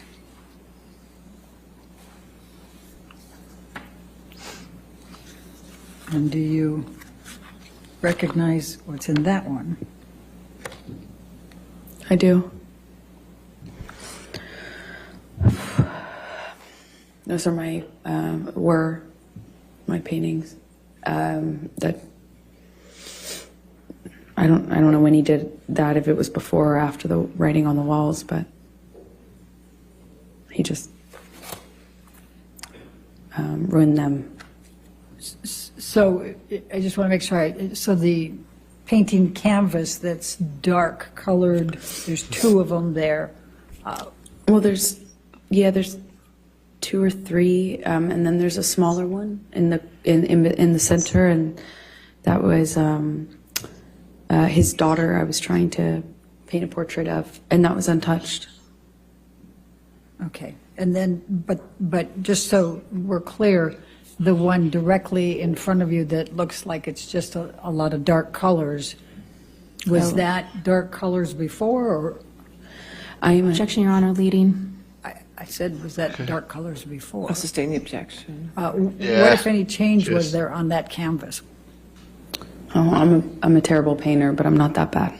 That was not my painting. It was the start of a portrait, and he changed it dramatically. Okay. And then to the right side, on the other side of, more to the right than the one you already testified to, is that what that picture looked like before, or is that? Objection, leading. Objection. What, if any, changes were there to that picture? Well, the 3 canvases were portraits, so they looked similar to the one that's in the center that I was doing of his daughter. Okay. And the white that's below, what, if any, changes were there to that, the white canvas that you see there? It just looks like the painting was, it looks like once he destroyed. Objection calls for speculation. Sustain. Was there anyone else in the house besides Mr. Depp and you? 18. Not that I know of, no, and no one was around. Okay. Do you have any reason to believe somebody other than Mr. Depp did this? Objection, leading. Oh, Sustain. What, if any reason do you believe that Mr. Depp did this? Objection. 19. I was not. Please stop. What, if any? What's the Leading. No, I'll overrule that objection. Thank you. 20. It was just Johnny and I in that house Baby. over the course of those 3 days, roughly. Baby girl. There might have been somebody, his assistant or something, come on the first day or second day, I can't recall, but for the majority of for the entirety of Camille. what I've been describing to you, Camille. it was Johnny and I in that Camille. house. And Just did you do any of this? Did you No. create any of this damage? No. I'm Make a also pie. going to take a look at the white tablecloth to the right there. And also, Johnny was covered in paint, so to answer your question fully, that's also how I know. All right. So I'm also just going to draw your attention to that white tablecloth over there. Does it appear to have some paint on that as well? Yes, there was paint all over the place, to say it plainly. Now, the painting that you indicated, there was a large penis, I believe. Where was that? I believe it was just, like if you're looking at this, I believe it was on the wall, almost right next to the painting directly center that we're looking at. That's my best recollection, but I can't be entirely sure. Okay. Let's go to 1828. I think that was 1828. Oh, 1829, my apologies.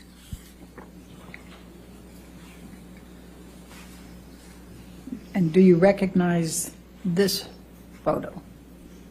Yes, I do. What's in it? And what was this? This is one of the lampshades that Johnny chose as a medium to leave me messages in blood and paint. Okay. Let's go to 1830.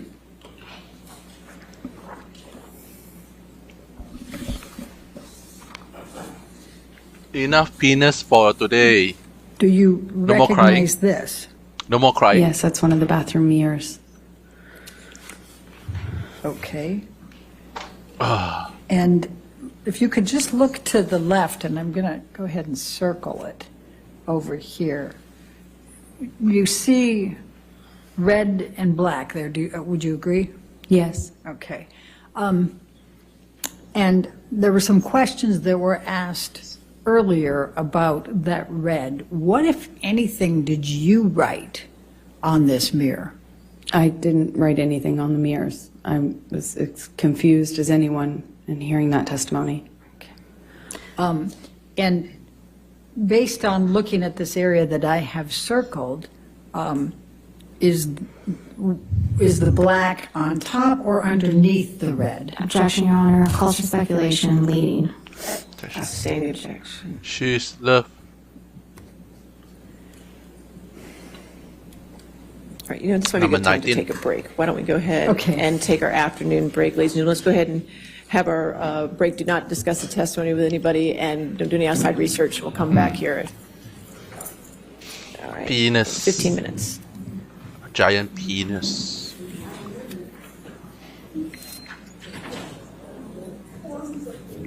One more hour.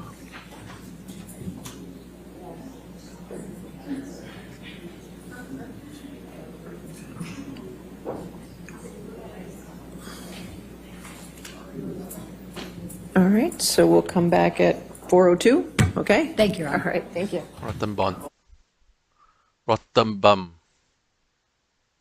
Rotten bum. Good night, guys.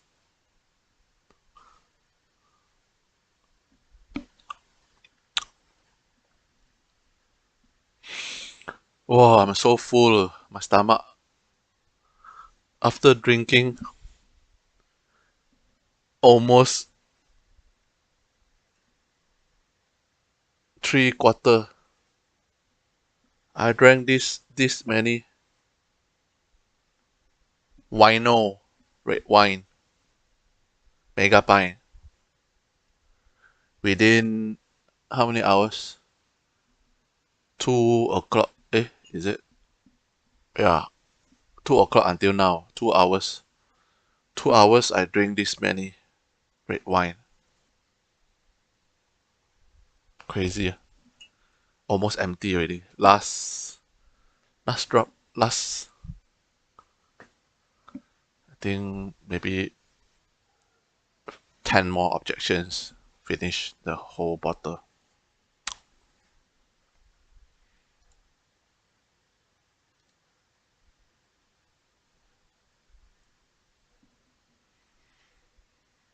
She's love.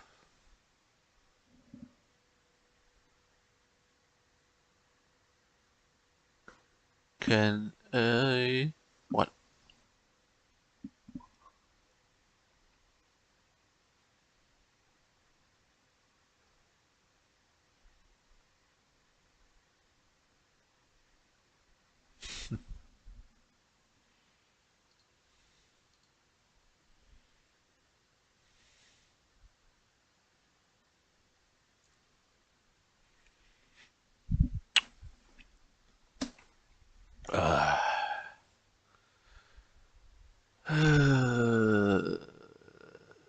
Let's check my...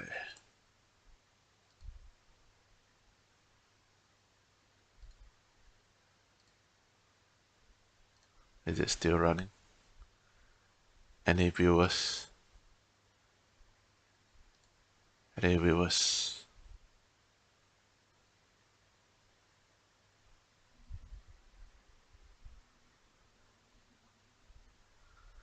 No viewers. What the fuck?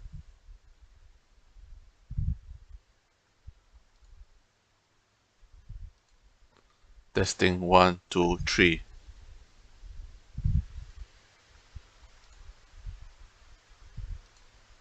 Testing 1, 2, 3. Very loud. Testing 1, 2, 3.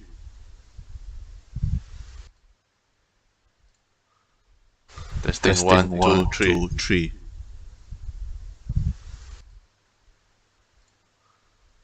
Testing 1, 2, 3.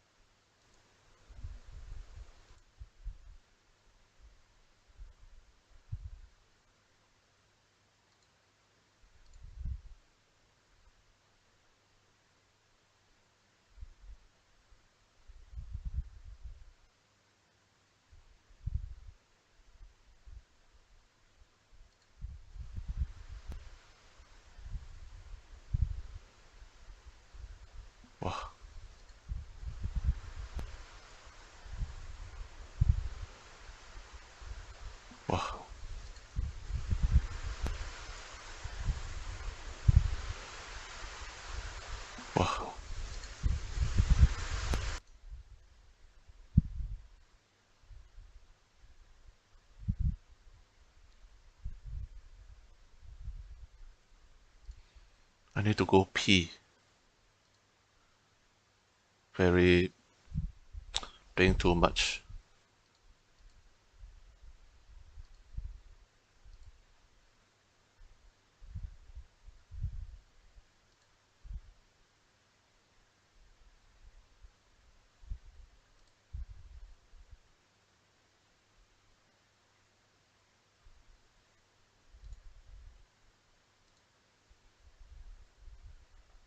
Right there.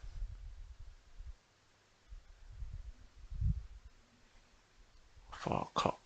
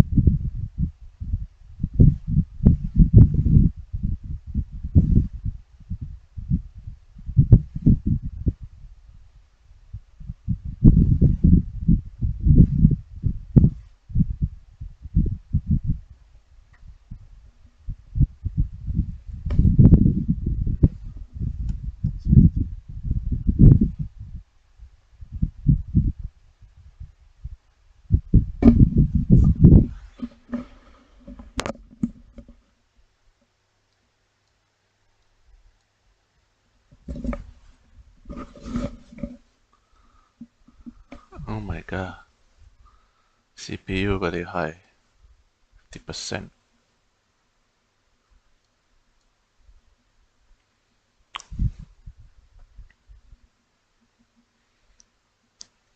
Four.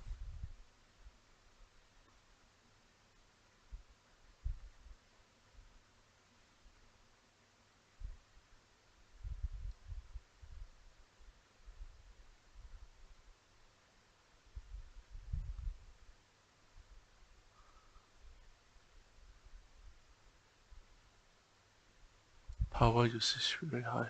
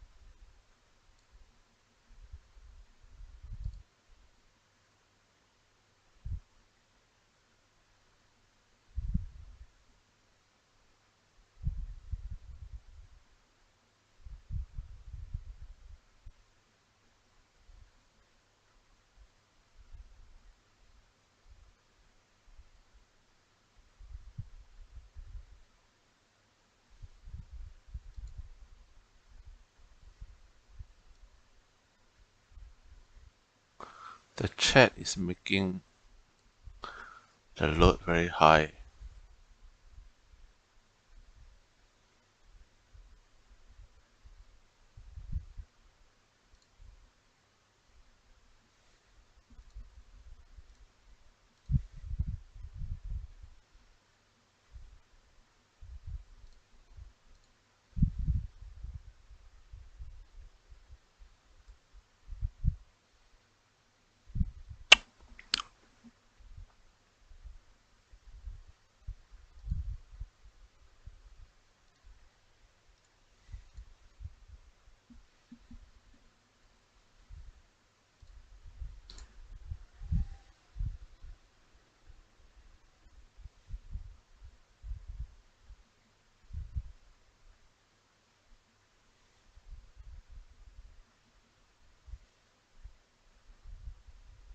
Why so many Google Chrome?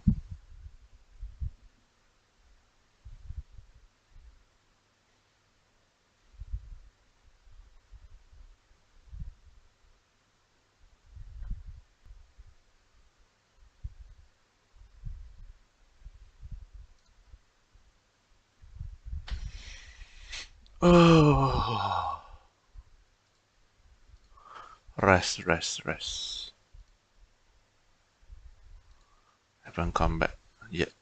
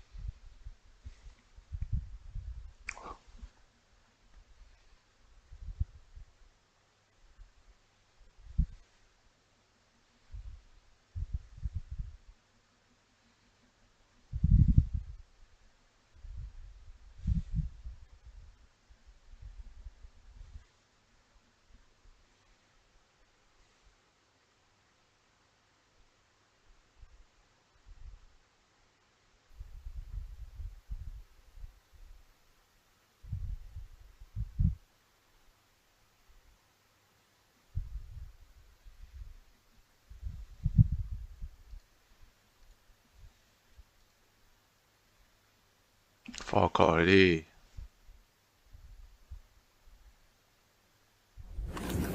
Okay, all back?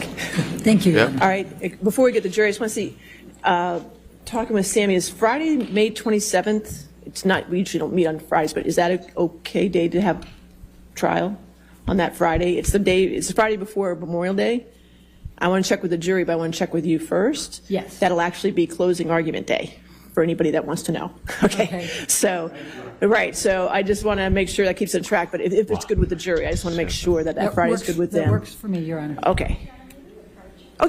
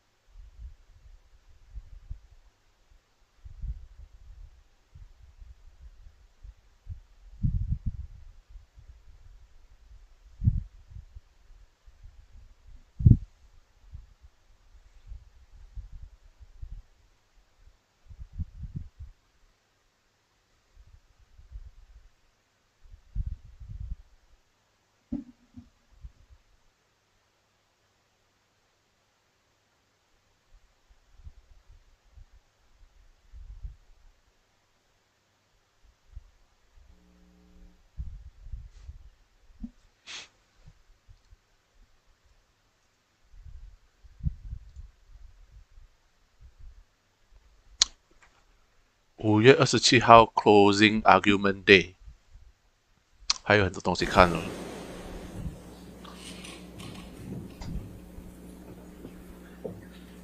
还有很久。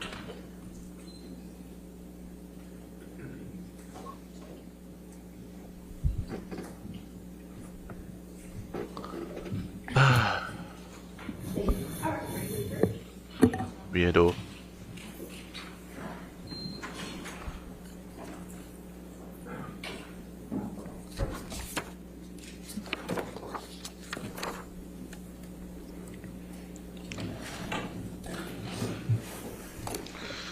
我喝了2个小时里面within 2 hours already drink almost 20 mega pint.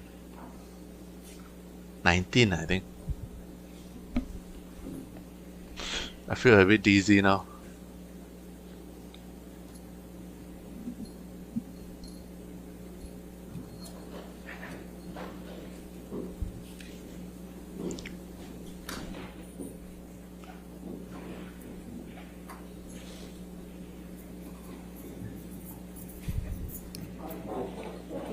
One more hour. Gambare. Thank you, Good. Your Honor. Michelle, if you can bring back up 1830 for a moment. 1830, I'm sorry.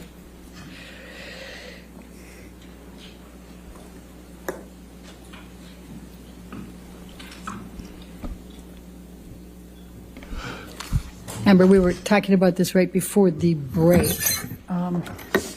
It still has my highlight. Which color is underneath the other? Objection. Calls for speculation. You can, So fast. based on your perception, which color is I'll underneath? sustain the objection. All right, let's 20 do this. Let's bring up megabyte. defendant's 375, which is already into evidence. 20 megabyte. I really drank 20 megabyte. Crazy. I think I need to clear that highlight, Your Honor, but I don't have the control on mine. There we go. Thank you. It's in the top right corner if you need it, but that's fine. Thank you. There it is. My menu was hidden.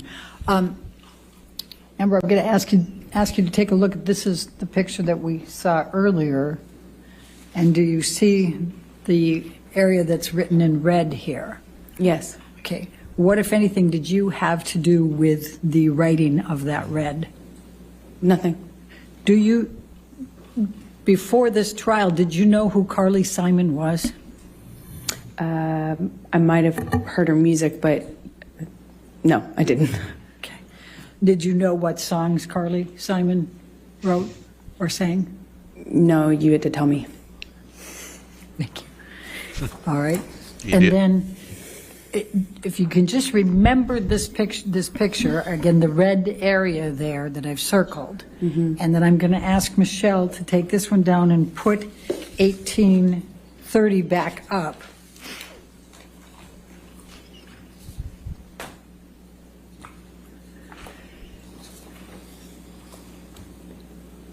And I'm going to ask you to take a look at this. What, if anything, did you do to this mirror with respect to the black or the red? I didn't touch it. Okay. And what, if any, pictures did you take? I took a picture of it was the picture we had right before this, is the one I took because it was in the bathroom where I found my clothes in the tub and stuff like that. Okay. And let's go to 374, please. Why are they researching about this mirror when That's already in evidence. this is irrelevant?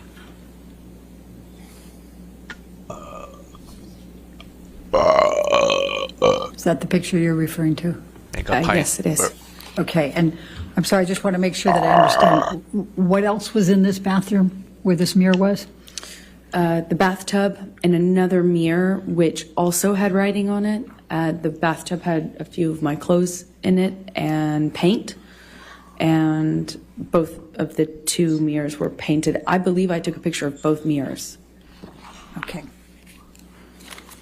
And then I'm going to ask you, Michelle, if you can bring us back to 1831.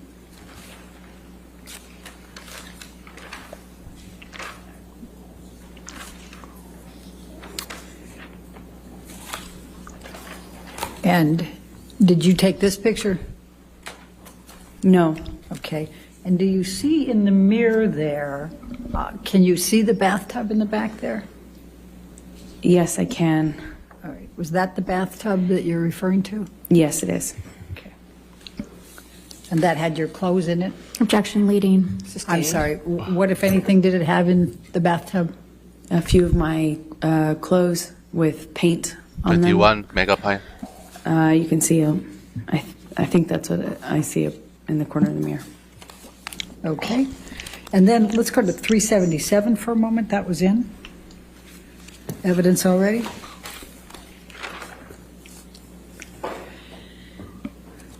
And do you recall seeing this picture earlier? I do. Okay. And now let's go to 1829, please.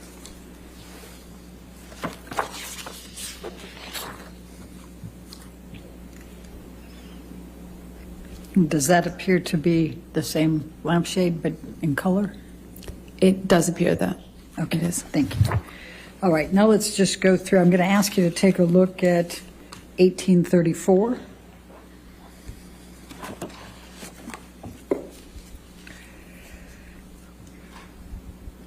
And what does this depict that you can recall?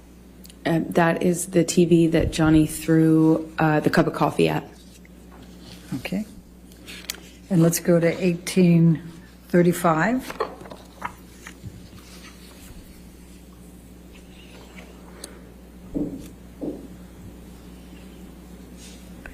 And what does this depict? One of the sofas in the living room next to the kitchen with blood on it. Okay. And then let's go to 1837.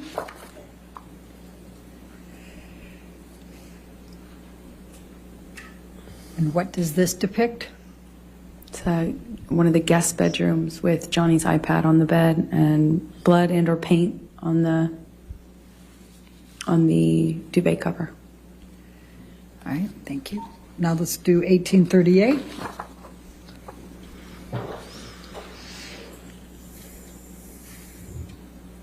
And what does this depict?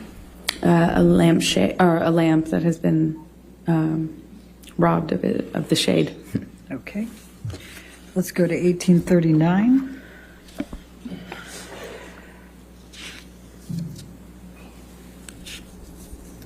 What does this depict? A different bed with more blood on it. Then let's go to 1840.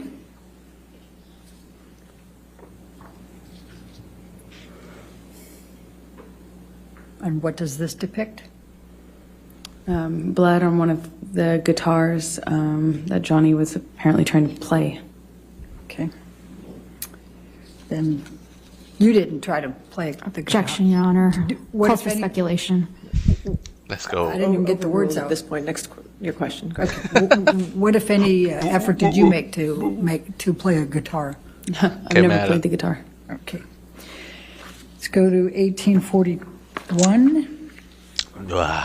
22 megapint already. What does this depict? It is where Johnny slammed the end of a bottle into the wall while holding me up against it. Is this in the bar area? This happened in 2 rooms, so it's hard to tell. Okay. The bottle into the wall, the best of my recollection, happened in the kitchenette bar area downstairs, but I can't be 100% certain. Okay. And let's go to 1842.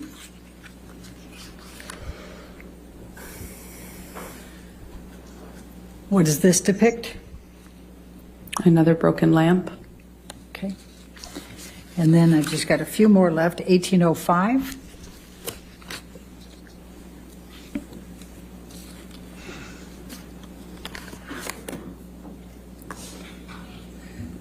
And what does this depict? Wine spill. It looks like the remnants of a wine glass being thrown. And it looks like broken glass. Do you recognize where this was in the house? Well, it looks like a bedside table, but I can't be certain. Okay. Let's go to 1806.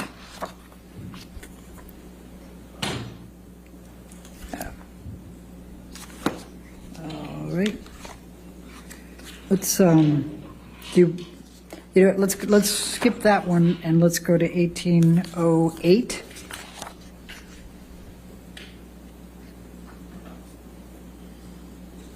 Do you know what this depicts? Wine spill. Okay. All right. Now, you started to testify about, well, before we go there,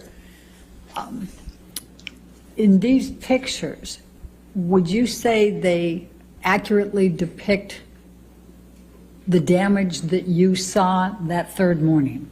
No. What else, how were they not accurately depicting? Well, if you can believe it, this is it seems significantly cleaned up. There was much more damage, specifically broken glass. On the countertops, there was a lot of broken glass. I could feel it cutting my arms when I was trying to get up, and I could feel it underneath my feet. So I don't know when these pictures were taken, but there's been some cleanup. Okay. Now, you indicated that that Johnny had turned on your iPhone and recorded. Is that correct? Yes. Did there come a time that you discovered a recording on your iPhone from Australia? Yes. Much later, there was this 5-hour-long recording, and naturally, I didn't know what that could possibly be, because even though Johnny and I recorded each other often as part of our, struggles to figure out our relationship, this one was, 5 hours was unusual, and that's when I discovered that there had been this recording of the end of that Australia incident, if you will. And did you listen to that recording? I have heard it, yes. And does it accurately represent what was depicted in that recording? Yes. Objection, form, lack of foundation. You're going to approach? I'm not sure. Mega pie number 23.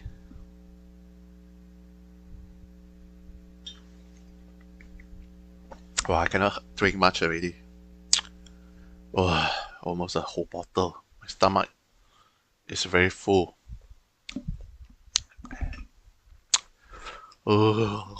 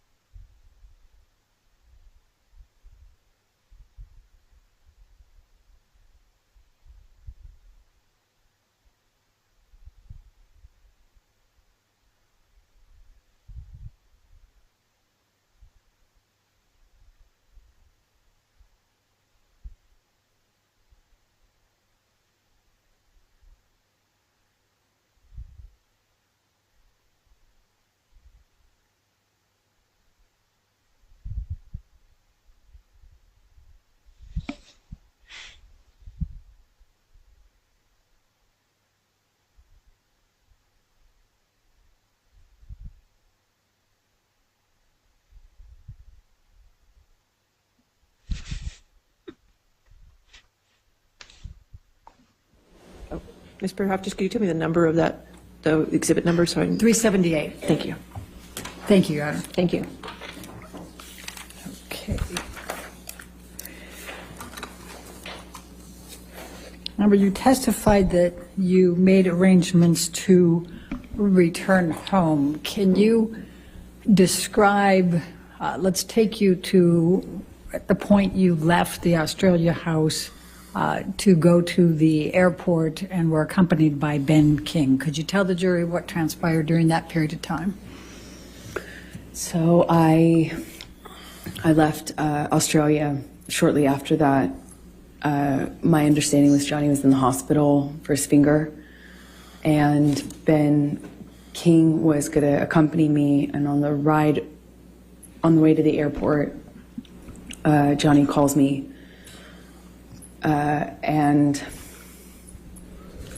we were just crying on the phone.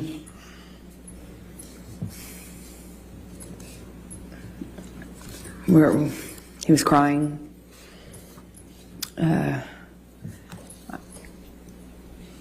He asked if it was, if he had killed it, meaning the relationship. It was, I don't remember the exact words that he used, but it was kind of asking me in that way, is it done? Is this over? Did we kill it? Did I kill it?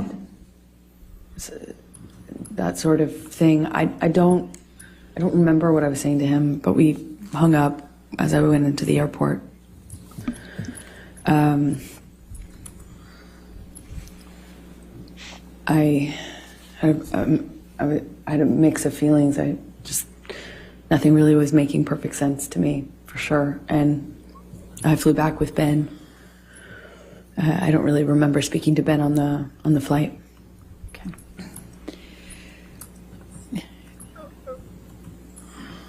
Do you, when Mr. Depp was, what you testified on what Mr. Depp said to you on the phone ride, were you on the phone with anyone else, or was it just Mr. Depp you were on the phone with? I only remember speaking to Johnny, and I remember sitting in the backseat of the SUV that had driven me, and we were outside of the entrance where you walk into the airport, and I even then felt torn about leaving. I obviously didn't want to stay, but I was in such shock and... Objection, Your Honor, non-responsive. I don't know how that's non-responsive. We're going to ask you a question again. Okay.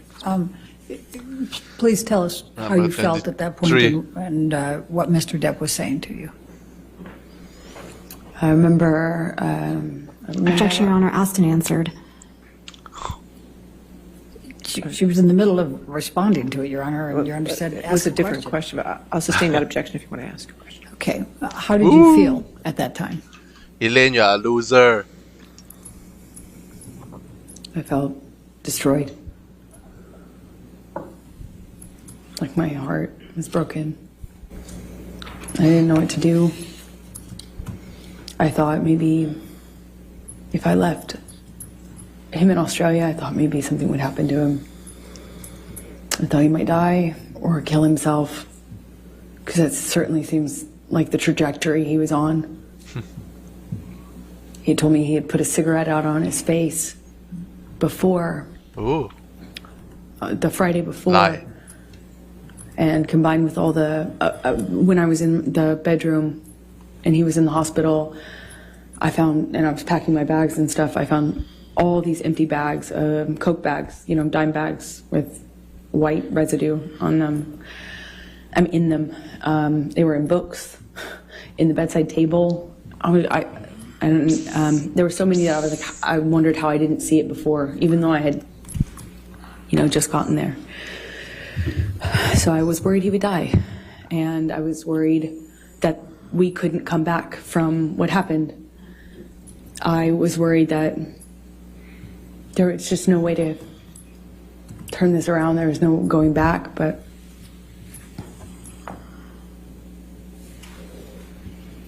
shock. Shock. So you flew out of that airport. Did you have a stop anywhere before you went back to LA? Objection relevance? In a minute, I'll show Overruled. Yes, we did. We stopped in an airport. I think it was, we stopped at the Sydney airport from Brisbane, I believe. And did you have to change gates there? Yes, we had a short flight to get to Sydney, and then in Sydney, I walked with Ben through the airport to get the next plane, and we passed a newsstand, and I just remember I passed this newsstand, and there was a book on one of the book stands outside of the store, and it had this puzzle piece on it, and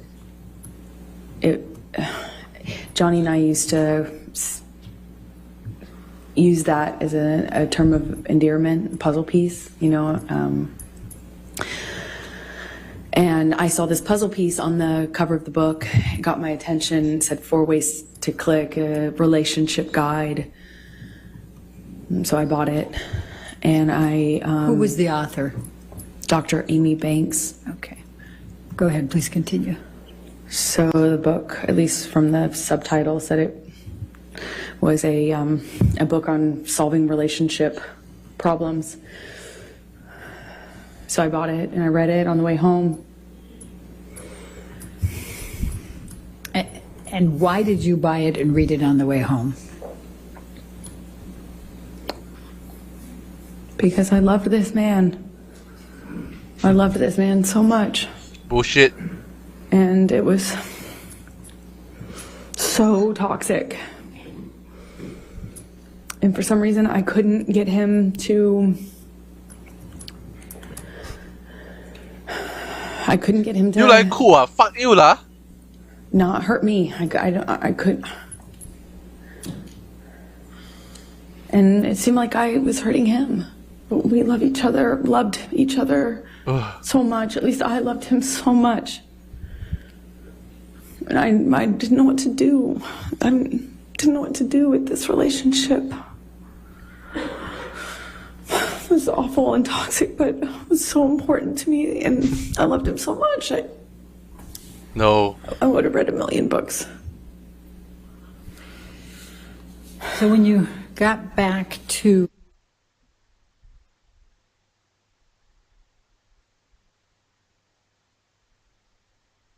Muted.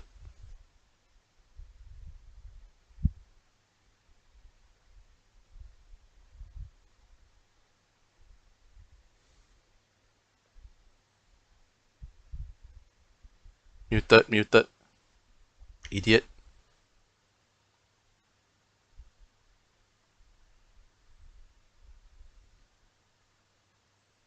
Oh dear lah, come on.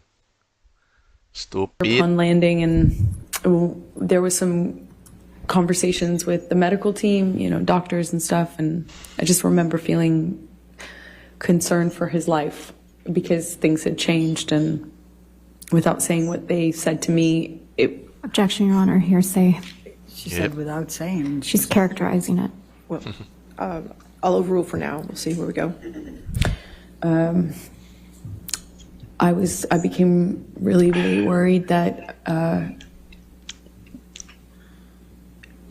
Johnny was not going to live through this, that there would be infections or problems and things, and he wouldn't stop using coke, and he couldn't get the surgery he needed because he wouldn't stop using coke, and they wouldn't put him under because of all the coke. So, Objection, Your Honor, hearsay.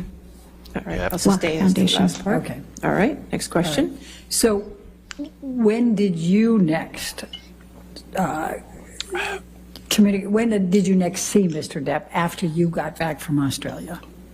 Oh.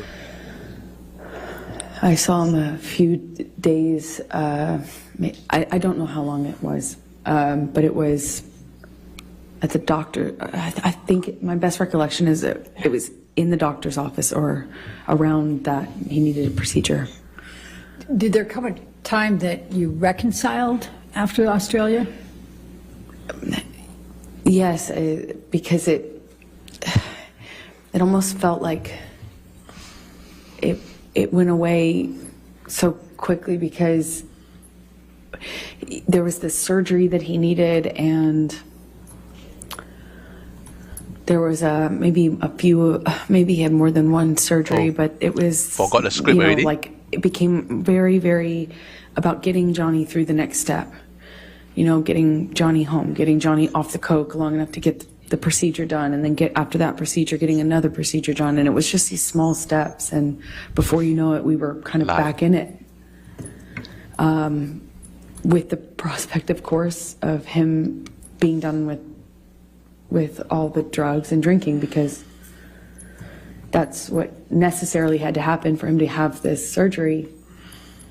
So that made me feel a little bit more secure and kind of coming back into this relationship with him. Okay.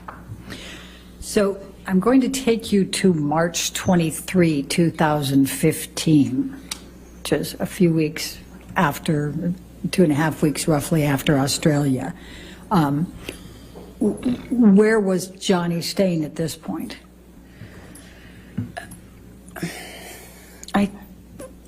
I think he was staying at the Eastern Columbia, or at the ECB.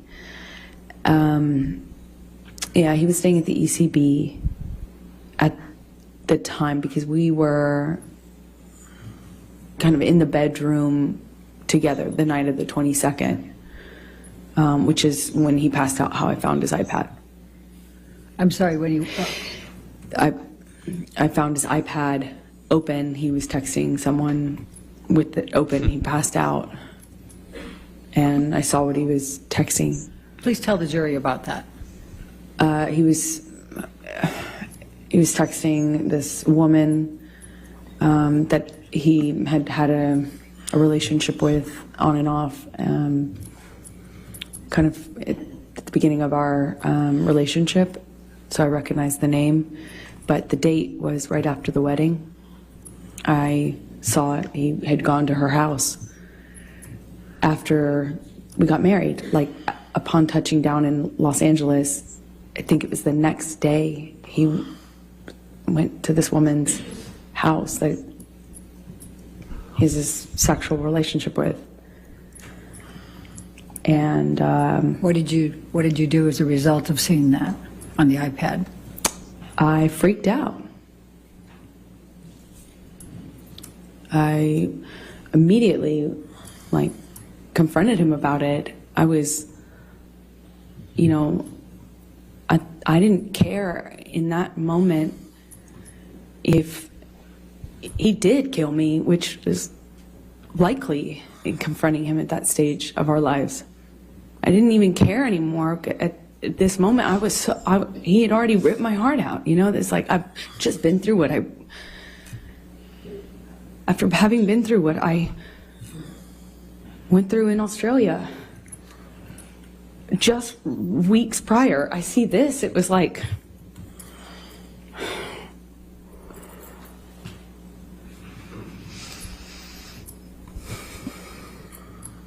Crying unbelievably incoming. painful. Unbelievably painful. So what did you do? I'm yelling at him. So just yelling. I was calling him all these ugly names. I was screaming at him. Told him to get the fuck out of the house. That's what I said. Excuse my language, but we were screaming at each other. At some point, we were upstairs in penthouse 3, and we kind of get into a how do you describe it? Pushing each other, you know. And I just remember being so mad at him for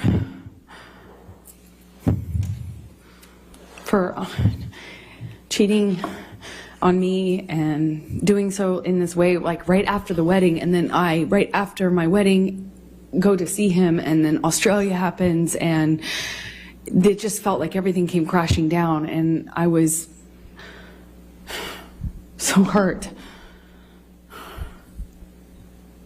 Anyway, I break out of his grasp at some point, and I go into my sister's room. The apartments in the ECB are connecting, at least 3 of them are, and they connect from upstairs only. So you could get from Johnny and I's apartment into the neighboring apartment where Whitney, my sister, was staying at the time. And then you could go from that apartment into penthouse 5, again, still on the top floor. So I went through Johnny's office, which is how you access the door that gets you into Whitney, the neighboring apartment where Whitney was, my sister. And I went in there and woke her up crying, screaming, saying, "What am I going to do? Objection, Your Honor, hearsay. Sorry. All right, sustain. I don't know, that was Dafford to prove the truth of the matter. I'll Sustain sustain. in any event. All right. Sustain the objection. Okay, so you went to Whitney's. Don't tell the jury what you said to her, but what happened next? Almost there. Johnny comes into penthouse 4 and grabs me. I don't know why. I don't know what he was doing, but at one moment I I'm aware that my sister's somewhere nearby, and I thought about that. I just remember thinking about that, and he, I remember getting kind of free from Johnny, and he left, or he walked out of the room. When you say free from Johnny, what, if any, connection did you have? The physical connection before that? Well, I mean, I'm, trying to stand up for myself, and Johnny would, at that stage in our relationship, he would just throw me, shove me, hit me in the face. I mean, it was just like, all I could do is just try to fight back, or try to not get more hurt than not doing anything would have certainly left me. I don't really recall specifics. I remember at one point he had his uncasted hand in my hair, and I was looking at the carpet. I don't know what happened immediately after that, but I remember he left. He was out of the room for a while. I don't know how we got into, I think I heard him in P5. Again, this is the neighboring apartment of that. So there's P4 in between, and P5 is the corner. And that apartment was empty, basically. And so I used it, the top bedrooms, the bedrooms on the top floor as my closet. And I had all these clothing racks and shoe racks and stuff like that in there. And then it had another level, the mezzanine, which is it hung over the rest Nobody of gives the a shit. bottom floor. and I use that as my office. And the bottom floor is, of course, the living room with just some sparsely decorated, just some big couches and a low table. And I I hear him in Penthouse 5. And on the lower level also is another painting studio, like painting area of mine. So I go in there because I hear him, and he's screaming, but I don't know why. I don't know who he's. My understanding was he was screaming at me, but I wasn't in that apartment. I could hear him, and when I heard him, I came into Penthouse 5, and I have to go down the stairs, and I went down the stairs to the mezzanine level where my office was, and I could see him and a security guard and Debbie, the nurse, and he was sitting on the sofa when I first walked into the room, and he kind of stood up. He was drinking Red Bull and screaming at me, and Debbie came up the stairs because I'm screaming back at him. She came up the stairs, I think, and while she came up, I'm supposed to kind of comfort me, and while I was up on the mezzanine floor, Whitney came down, and he threw the Red Bull can up at me, certainly, but it kind of either hit or narrowly missed Debbie. And I said I called him a pussy, and said something about, I'm screaming at him angrily. Toxic. I at least called him a fucking pussy. I don't know what else I said, but I was screaming at him because he threw this can at me and everything else that had happened. And when I did that, he bolted up the stairs. And, there's only, he was up the first flight of stairs. Again, I'm on the mezzanine, which is in between two flights of stairs. He bolted up the steps. And I don't know. Toxic cunt.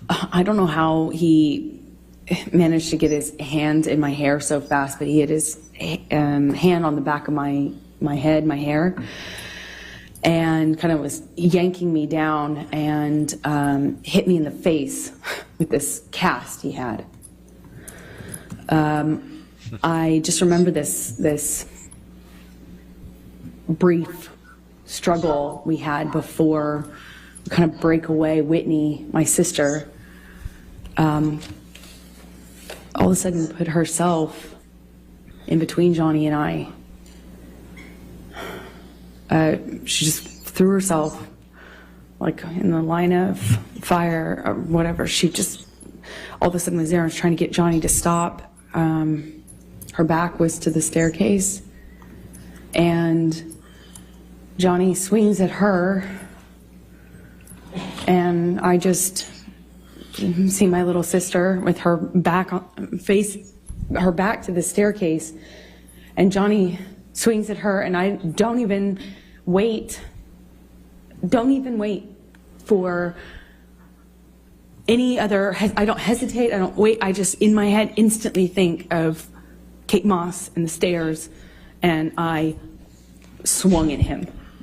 In all of my relationship to date with Johnny, I hadn't landed a blow. And I, for the first time, hit him. Like, actually hit him. Square in the face. He didn't push my sister down the stairs. And all my time of being in that relationship to that point, hadn't even landed one on Johnny.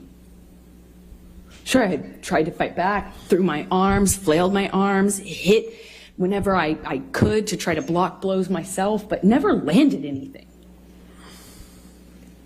And Johnny kind of looked stunned and then laughed at me, and then lunged at me again. And before I know it, security stepped in between us and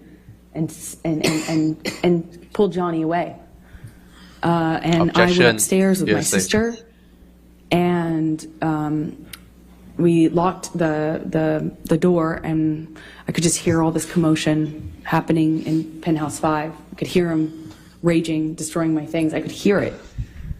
And at some point I saw it the next day. Tell the jury what you saw the next day. All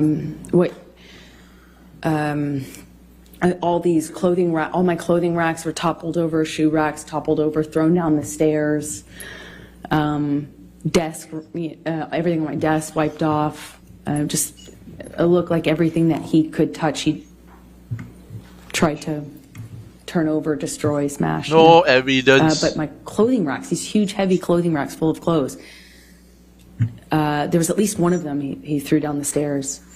The rest were toppled over.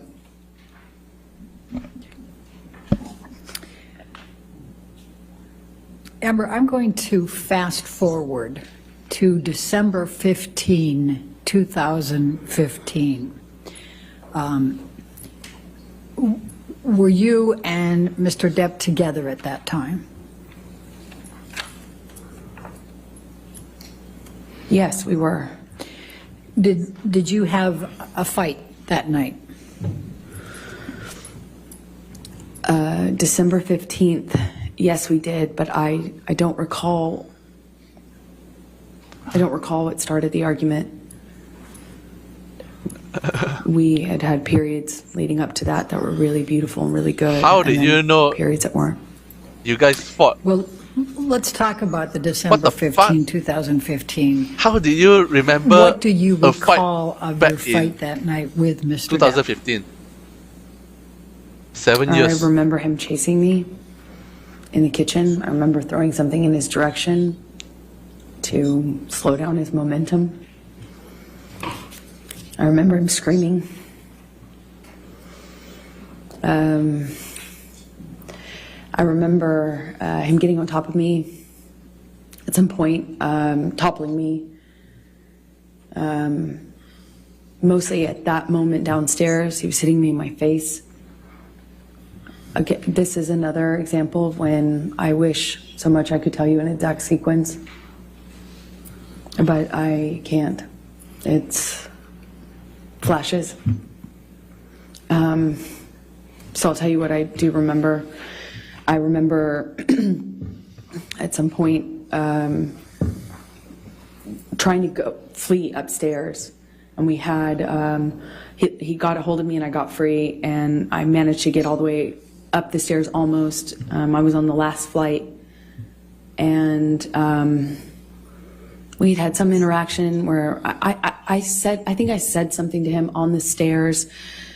It might have been broken up, and I think I said something on the stairs, and I just remember how quickly he shot back up those stairs and grabbed me by the back of my hair, my head, and slammed his hand on my head.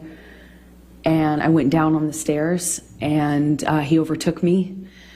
I remember him so well. I remember his boots and the sound they made.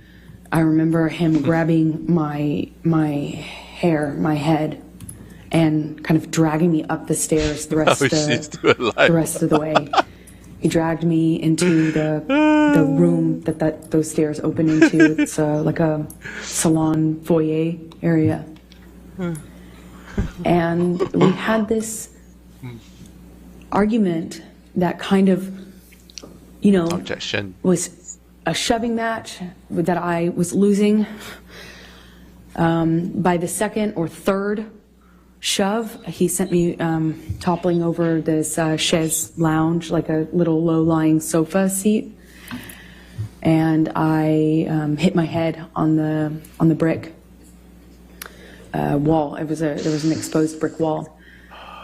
I remember I stood up, and I remember Johnny asking me if I wanted to go. And he did that thing where he's like challenging me. He said it in that way, challenging me to stand up and get back up. And when I did, he said, "Oh, you really want to go now, tough guy?" Shoved me back down. "Oh, you really want to go, huh? Oh, you're so tough." I stood back up again. This time he hits me in the face. I stand back up, and look him right in the eyes. And it was just a really still moment. I'll never forget it. Really still. I stood up and he said, "You want to go again, tough guy?" And I just looked right at him, just looked right at his face. And he balled up his fists, leaned back, and headbutted me square in the nose. Just right as I stood in front of him. I was a foot from him. Just slammed me right in the nose, instantly, searing pain. It's one of the few memories I have in this How you still got long a nose? relationship that I actually remember the physical pain in that moment. You Is know, that the just reason? searing. Is that the reason why you did plastic surgery? And I remember thinking, you have your hands free. You know, like I had time to think. You have your hands free. You could have hit me with your hands. Why did you headbutt me? What? What kind of question is I told that? him that night I was going to leave him. I went through his office Why you to want to go headbutt me? You can use your hand. What? into the other fuck? room where I kept What? all my stuff. She doesn't make sense We at had all. another Oh my god. struggle. He overtook me. I was trying to hit him off me. I was trying to get him to trying to get his body off of me, and he was just pummeling me. I don't know how else to describe what I was. I went down to the floor. I remember being on top of me, and he's screaming and swinging at me while I was on the floor. He had me by the hair and dragged me the rest of the way from the office into the neighboring room, the neighboring apartment. I remember the door that connected these two these two rooms had a metal grate, not a grate, but a metal bottom, metal floor that separated it. It's a big, heavy bank door. And I remember he was dragging me, and I removed my hands from my head and kind of tried to grab onto the metal door to prevent him from dragging me into the room. But I couldn't stop him. He dragged me How all to the way bullshit in from 7 that carpet. hours? I was trying to get free of his grasp. I was trying to stop him from pulling me. I remember feeling the carpet and the metal. And he wrestles me, drags me up to the bed, throws me down onto the bed. It kind of wrestles me down onto the bed. And he kneels on my back with one leg. And I was trying to fight him off me because I was face down on the bed top. And he wrestled me down, kind of trying to hold me down with his knee on my back. And he's punching me with a closed fist, punching me repeatedly. And I don't remember even feeling the pain. I just remember the sound of Johnny's voice. He got next to my ear and he was screaming over and over and over again. Each time it sounded louder and more desperate. I fucking hate you. I fucking hate you. I fucking hate you. Over and over. Fucking hate you. Not And enough then passion. Pounding the back Not enough of my passion. head. You need to Pounding it scream, with his shout. fist. And I Oh my god. don't even remember feeling pain. I just could hear myself scream until I couldn't hear myself anymore. I could just hear him say that he was going to kill me. And that he sounded like an animal in pain when he was saying that he fucking hated me. He sounded like he was almost crying, or something in his voice was different. He sounded different, like he sounded like he was in agony. It was high-pitched and loud. And I don't know how many times he just hit me over and over and over again, and I got really still,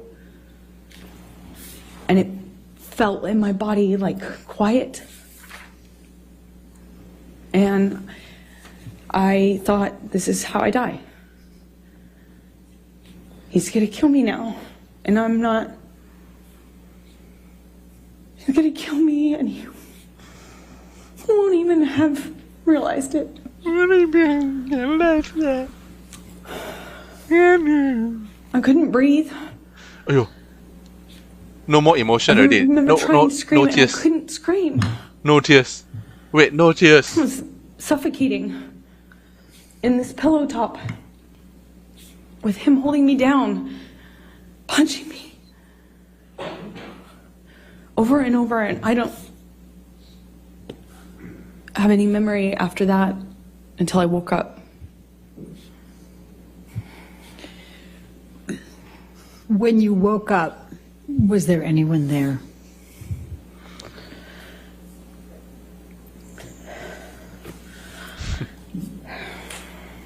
Ayo, acting. Forgot script already there. Forgot your line.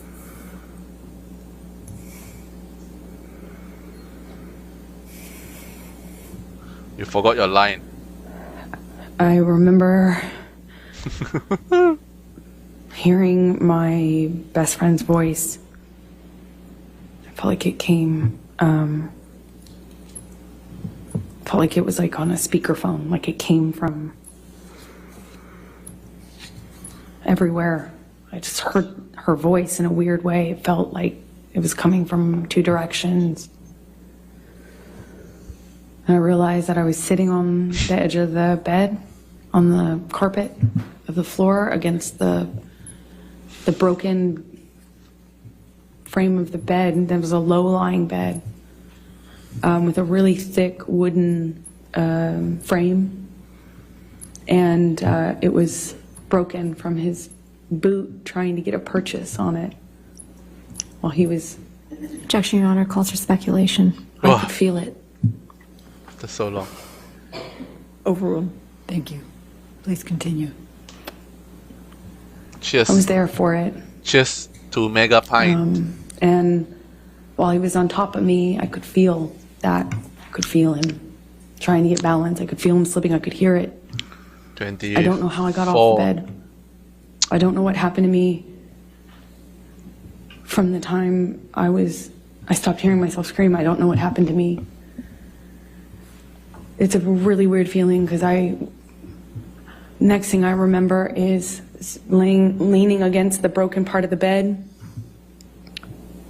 and on the carpet, and my friend saying, "Oh my God, oh my God." Objection, Your Honor.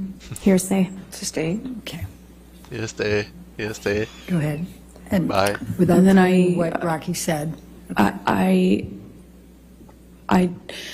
eventually, she called the nurse Erin. She got something out of the freezer for my face. She did a concussion check with Erin on the phone. Yes, objection. I thought I probably had a concussion, and certainly thought I had a broken nose. There was blood everywhere, blood all over those pillows. My head was bleeding from the ripped out hair, chunks of hair on the floor all over the place, actually. It was just all over the apartment. He after leaving me, had written on the countertops. Why you Sharpies. always lying? You always lying. Oh Michelle, my I'm going to God. ask you to bring up Defendant's Exhibit 510.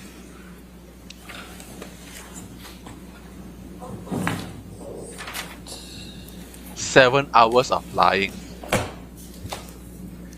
Do you recognize this photograph? Yes, I do. And does it accurately depict the scene portrayed?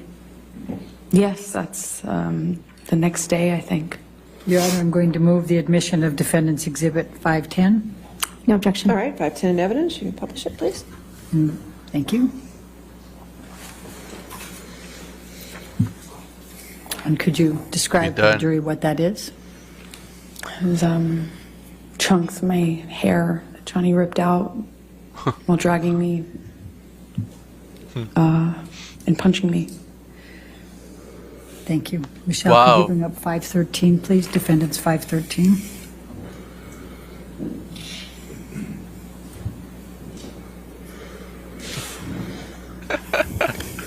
Cat hair. Cat. Hey, that one called evidence. You can cut it now and then pretend it Does is this evidence. picture accurately depict and the scene portrayed? I think this is a couple days later, but yeah. Okay. I'm going to move the admission of defendants 513. No objection. All right, 513 in evidence. And could you tell the jury what this is and what it depicts? This is Different my hair face with a busted lip, which it's difficult to see in this picture, but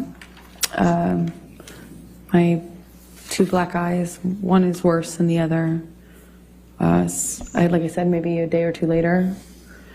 And my broken nose. All right. Thank you. Michelle, can you bring up Defendant's Exhibit 514?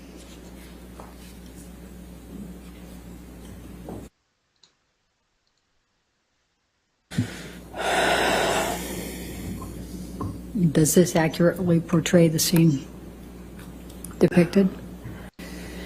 All right. Thank you. Michelle, can you? Your Honor, I'm going to move the admission of Defendants 514. No objection. 514 in evidence, being published. All right. If you could just briefly describe for the jury what this one is. That's my face. Some time Makeup after, and Johnny beat me up. Thank you. Michelle, if you could bring up Defendants 515.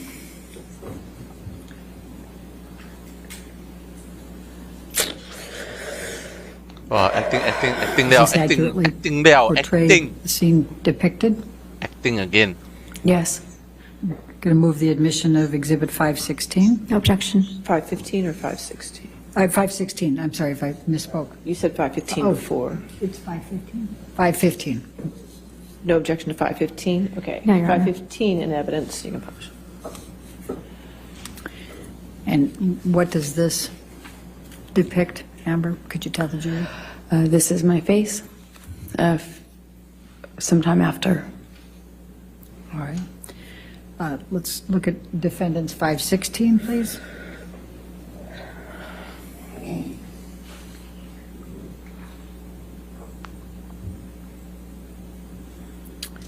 Does this accurately portray the scene depicted? Amber? Yes, it does. This I'd is maybe. Wait, let me move it first. May I move Sure. the admission of Defendants Exhibit 516, No objection. 516 in evidence? published to the jury, please? Okay, Amber, go ahead and explain what it is. Pete I Davidson. think this is Pete maybe Davidson. that night or the next night after Johnny left me on the bed. Let's go to 517. So ugly lah, this girl. Oh, I think Johnny Depp got Does cursed this and accurately voodooed. portray the scene depicted? Yes, it does. Move to admit Defendants 517, Your Honor. No objection. 517 in evidence? Amber, please describe for the jury what this portrays. How many photos? That's my face after this incident. And the lips what is suddenly. what's portrayed on your lip? Well, he busted my lip when he punched me. The earlier Bleeding photo, in this no, picture. It kept. no busted lip. reopening, it's a mouth. The lips move. Fake bitch.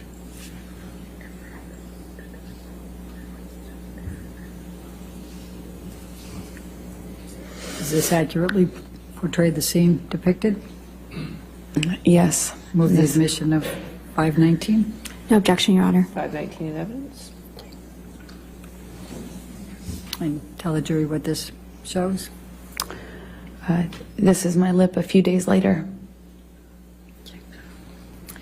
Let's go to defendants 520, please.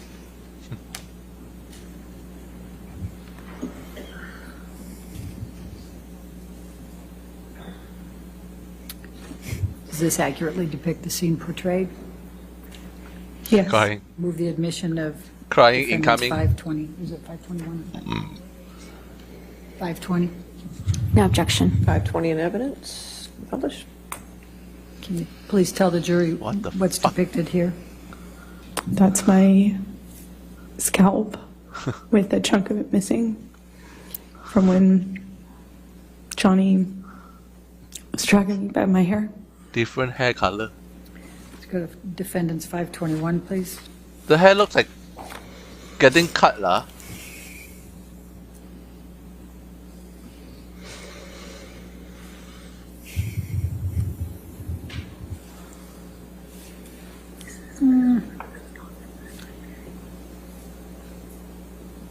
I don't think that's the same. Let's take that one down. Let's go to 522.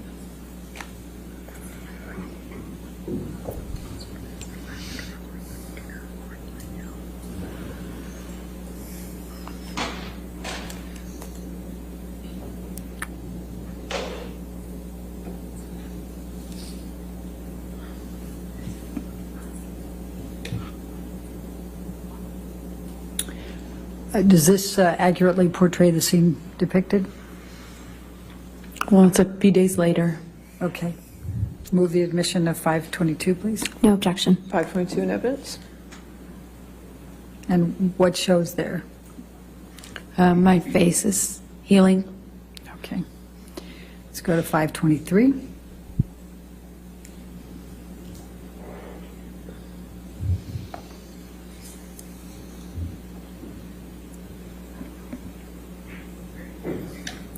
Does this accurately portray the scene depicted? Yes, I think this is day or so after, maybe longer. I can't tell, but yes, it does. Move the admission of 523. No objection. 523 in evidence. And I'm just going to draw your attention, Amber, to an area up here. What, if any, bruising did you sustain in that area? Objection leading. What, if any? I'll sustain the objection. Okay. It's What, if any, bruising did you sustain? Same objection. Wow, 2 times. Sustain the objection. Oh my god. Did you what injuries did you have? I had bruising on my temple, my chin, my neck, the back of my head. I had swelling and Makeup pieces lah. of, my scalp kind of ripped, torn. They were gross, pussy. But this is of the bruising around my temple from one of the blows, several of the blows, I don't know. Let's go to 524.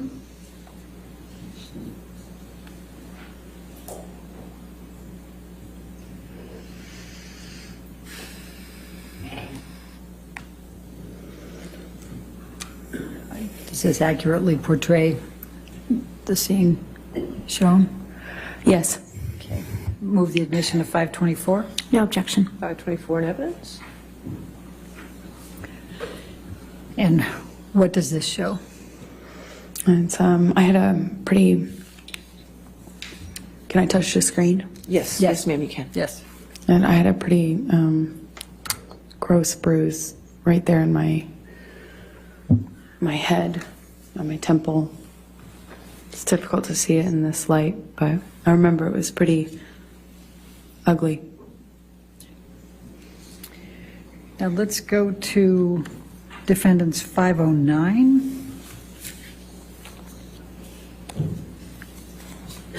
Photoshop and makeup. Does this accurately portray the scene depicted? Yes, it does. Your Honor, I move the admission of defendants 509. No objection. All right, 509.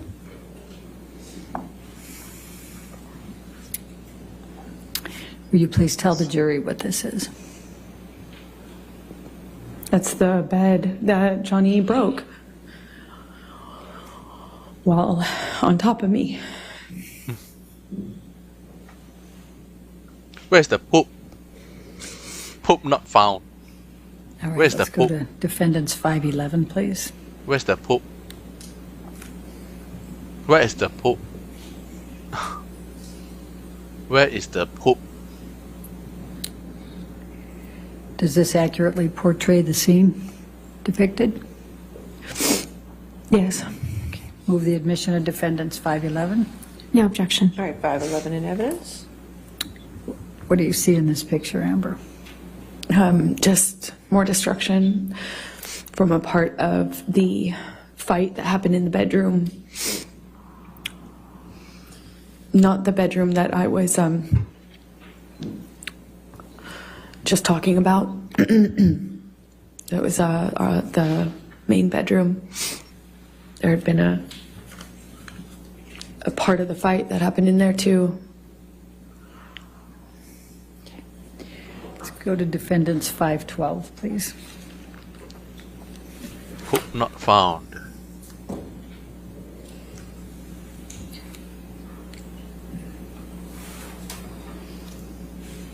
Wow, overtime.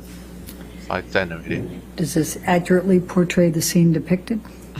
Yes, that's downstairs in the main. Wait, let me move the admission of it. Move the admission of defendants 512, please. No objection. 512 in evidence. Okay, now please tell the jury about it. It's downstairs in the main apartment. Okay. Let's go to defendants 525.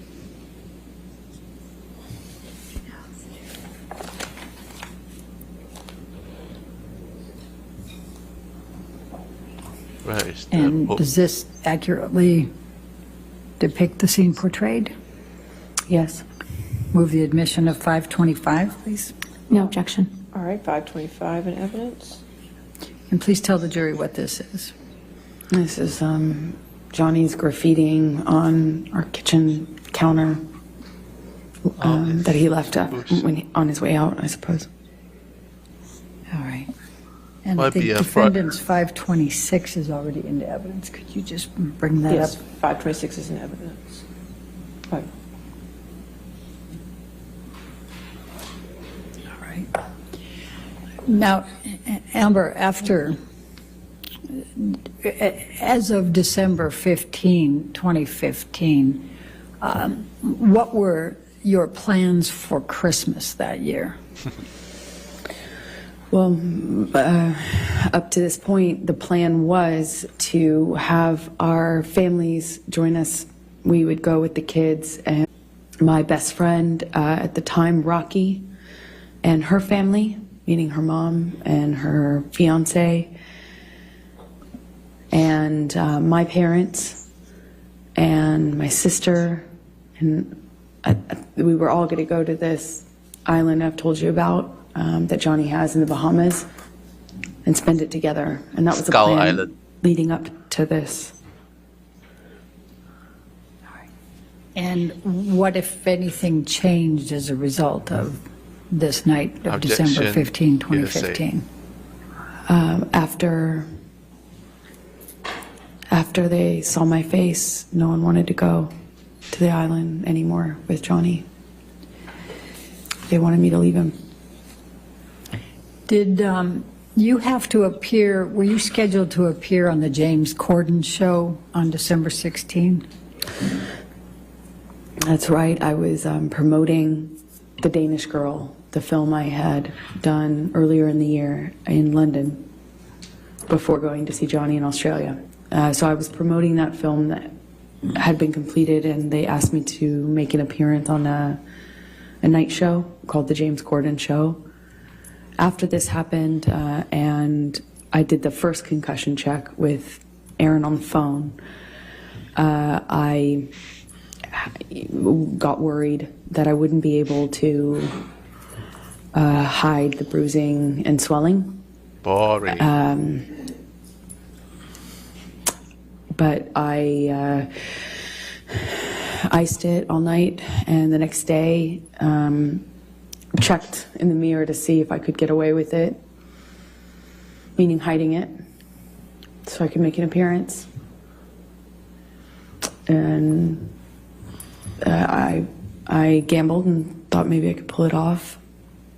I had my hair and makeup team come, and they worked around it, meaning worked around the lesions on my head with the hairspray, because that stings, and worked around the bruising by covering it with heavier makeup than normal bruise covering makeup. And I remember my lip was still bleeding and swollen, so we did this like really thick, super heavy, matte red lipstick. You know, I remember very well at the time that we had no choice in color, and that was one of my favorite colors to wear, and this occasion we had no choice because nothing else would hide my busted lip. And I went on the show, did what I always do. I told people I had an accident. Objection, Your Honor, hearsay. Hearsay. Sustain the It's not objection. offered to prove the truth of the matter, but, sustain. because you didn't have an accident. but- Your Honor. All right. I'll sustain the objection. Okay, please Shut up, continue. So Hilaire. did you appear on the show? I appeared on the show. Okay. And did there come a time that you changed your mind and went to the Bahamas with Mr. Depp for Christmas? Eventually. 2015. Eventually I did. Okay. And you went there with whom? I went with Johnny's kids. I was, obviously I didn't see Johnny after this because he didn't face the damage he caused in my experience. He was never around for the cleanups. And so he wasn't around for a few days. And I eventually heard from him, and he said he wanted to talk. And then he understood that it couldn't go back, like almost as if he understood that I wouldn't forgive him. Made it easier somehow to talk to him. I didn't feel so bad about myself in that case because, how could I put up with this, right? But with the understanding that we were done, I could, allow for us to have one last conversation, I suppose. But I just, it's like,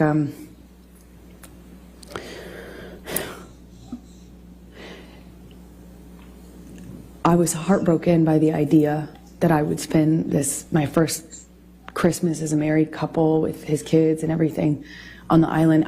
I was heartbroken at the idea of missing that. And, it's the best I can describe it is it's like for every hit, every instance of violence, every time I was choked, every single one of these instances. Oh. Tell us how you felt and what you were thinking in this process of whether to go to have Christmas with Mr. Depp and his children. I guess I was trying to explain. Go ahead. That, just after you think each one of these is, it's almost like for each one of these things that happens, you lose the will or resolve to leave. It's like every single heavy coin you put in this piggy bank is like an investment into the future you're going to get to, and then before you know it, you're just carrying around this weighted ball. This piggy bank's too heavy, you can't leave. You know, for every single time Whoa. I went back or allowed him back, after this sort of thing would happen, I lost a piece of myself, a piece of my self-confidence, my trust in myself to leave and move on. You know, I lost fortifications, I lost myself, and it was somehow easier to stay. I didn't want to stay in the violence or in this. I wanted to stay with Johnny, the good Johnny that I loved. So I put another one of those coins in the piggy bank of investment in hope and future, and I forgive him. It wasn't even that simple. I just decided to believe him that it would never happen again. Clean and sober once again. This time was the last time, because it couldn't be worse than this, right? It couldn't be worse. And part of me thought that maybe it just needed to get this bad to get, you know, now we can't go back. That there's no way.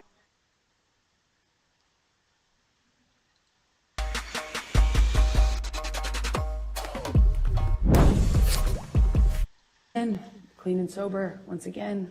This time was the last time, because it couldn't be worse than this, right? It couldn't be worse. And part of me thought that maybe it just needed to get this bad to get, you know, now we can't go back. That there's no way this could happen again. So I went to the island after a few days of talking with Johnny, arguing with Johnny, talking with Johnny, negotiating that it's going to be clean and sober. I wasn't going to drink anymore. He wasn't going to use anymore. He'd never lay a hand on me again. He'd rather die than do that, is what he was saying. And I was scared. My friends were scared, but I decided to go. After a few days of having the plane and the kids waiting, not knowing what was going on, they were at Sweetser, the main house, kind of just waiting to go on this Christmas vacation. And eventually I got in the car with Johnny. And we picked his kids up and left for the island. So let's go to the island for the Christmas holidays. And what, if any, arguments did you have with Mr. Depp at the island over the Christmas holiday? Towards the end of the trip. The trip itself was pretty nice, but towards the end, he started drinking again.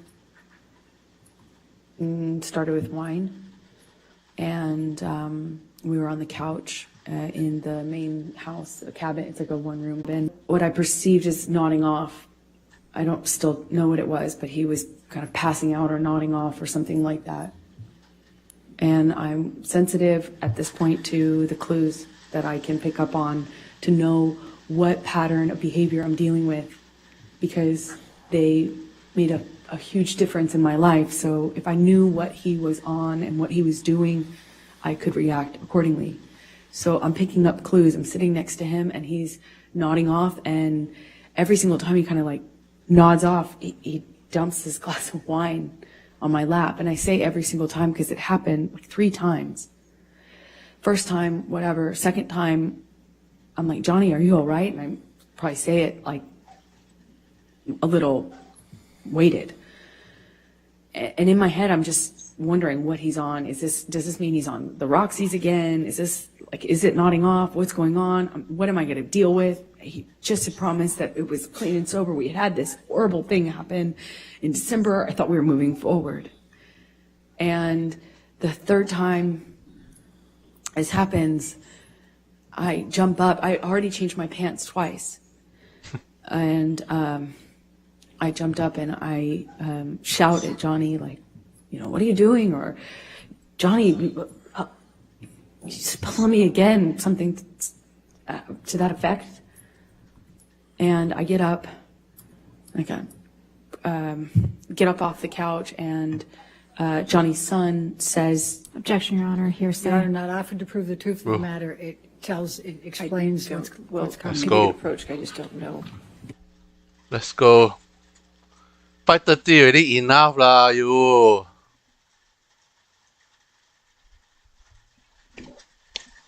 Yeah.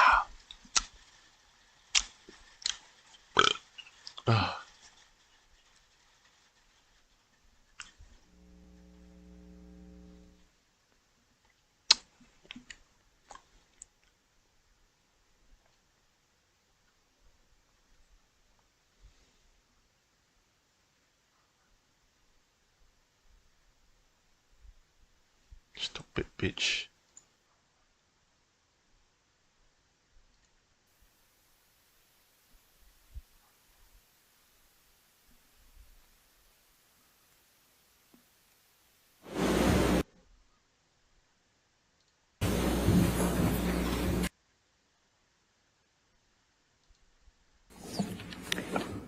Amber, please continue. Jack said. says, are you okay or can I help? Something to that effect. And I pointedly say to Jack, but really to Johnny, like, thank you, Jack. To make a point of the fact, spilling wine. First, he's drinking wine. Second, he's spilling it all over me. And third, he's spilling it because he's nodding off, is what I assume. So I kind of say this in a pointed way at Jack, thanking him for offering. And I get up, go to the closet, take off the pants that have just been ruined, and Johnny comes into the closet right after me and slams me up against the side of the closet. And I mean, just with clarity, while holding my neck, he said he'd fucking kill me if I ever spoke to him like that in front of his kids again, if I ever embarrass him. And he just shoved me and embarrassed. If I ever embarrass you, if you ever embarrass me again in front of my kids, I'll fucking kill you. And I don't recall who told Jack to leave, or I don't really recall having an awareness of where he was at this point, but I leave the closet, go into the bathroom, which is right next to it, and he comes barreling into the bathroom behind me. Before he does that, I said something snarky to him, "Don't fucking ever talk to me like that again," or "I hate you," or something in response, just something, so that I felt like I wasn't just being a punching bag. And I kind of get over to the bathroom, but I didn't even have the door shut before he was in the bathroom with me. And I don't know if he used my body to shut the door, or if he just shut it, but again, brings me up against the wall. But this time he just grabbed my vagina. Like, Enough of your vagina.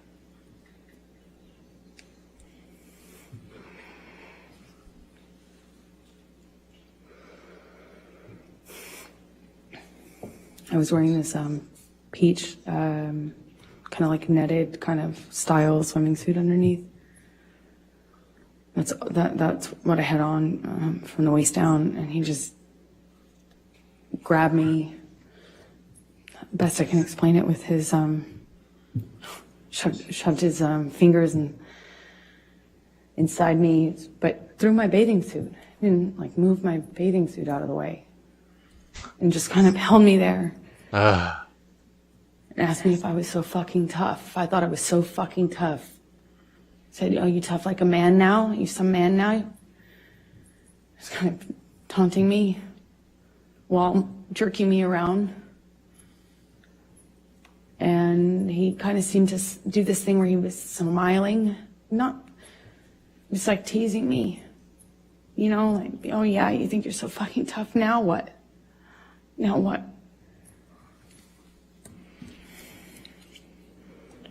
I don't know what happened after that. I went back into the room, or he went into the room. I don't know who went into the main room first.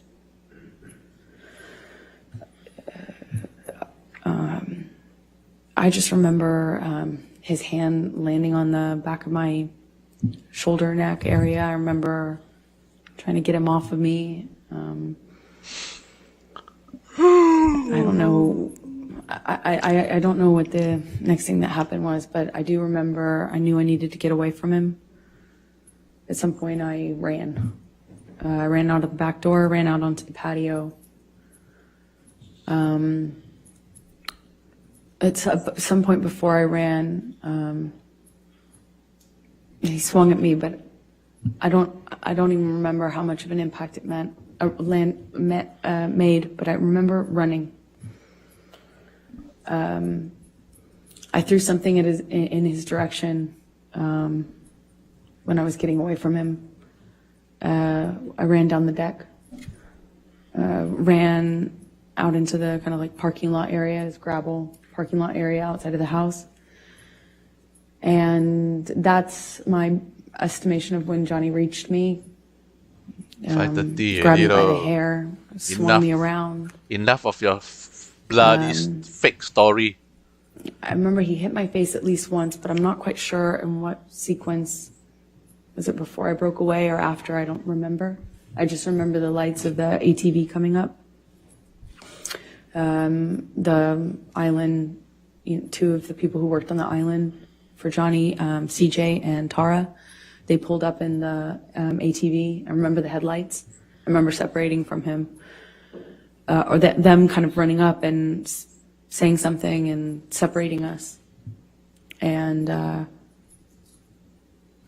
didn't see Johnny for the rest of the evening, is my recollection. I just found him the next day, passed out in the cafe that was close to the house. Fake story. Is that the end of? Yeah, this is a good breaking point, yes. All right. Okay, ladies and gentlemen, you can just stay there for a moment. All right, ladies and gentlemen, we're going to be breaking, again, this is the time that we break for a week, okay? So I won't be seeing you until May 16th. But I wanted to talk to you a little bit about how the remainder of the case will progress, okay? All right, so we promised to get the case to you by Memorial Day. So in order to keep that promise, there's going to be a few things I need from you, okay? One thing is, starting on May 16th, we're going to start having court at 9 a.m. So we'd be going 9 a.m. to 5 p.m. Some days we might have to go to 5:30, so I want to let you know ahead of time so you can plan accordingly, okay? The other thing I need from you is Friday, May 27th, which is the Friday before Memorial Day, is going to be a court day. On that day, we're going to go ahead and have closing arguments, and the case is going to be turned over to you for deliberations on that day, okay? So again, I wanted to let you know ahead of time so you can plan accordingly so we can get this taken care of for you, okay? All right, so those are the announcements I want to make for you and make sure you had time to schedule what you needed to do. Now, I also want to go over, as we always do on Thursdays, our responsibilities, the responsibilities you have as jurors, okay, in this case? All right, so you're not to read anything about this case. You're not to watch anything about this case. You're not to listen to anything about this case. This applies to television, newspapers, magazines, the internet, and any online sites. Further, you're not to read, watch, or listen to anything about this case on any social networking sites such as Twitter, Facebook, Instagram, Snapchat, etc., or any similar sites. In addition, you must not communicate with anyone about the case, whether in person, over the phone, by email, text, or instant messaging, or by any other electronic or non-electronic means. This includes friends, family, co-workers, acquaintances, and strangers. I also instruct you that you cannot do any research or make any inquiries about this case, whether online or by any other means. What you learn about this case is limited to what you learn in the four walls of this courtroom when proceedings are underway, okay? So please enjoy your week off, get plenty of fresh air and rest, all right? And then I'll see you at 9 a.m. on Monday, May 16th, okay? All right, thank May you. 16, 9 a.m. Oh, finally.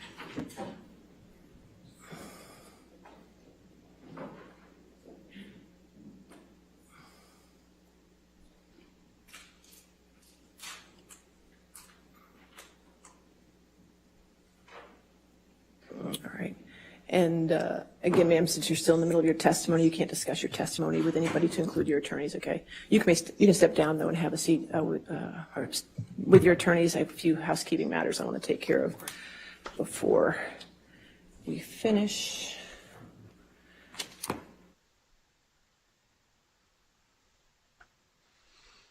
Seven hours of lie.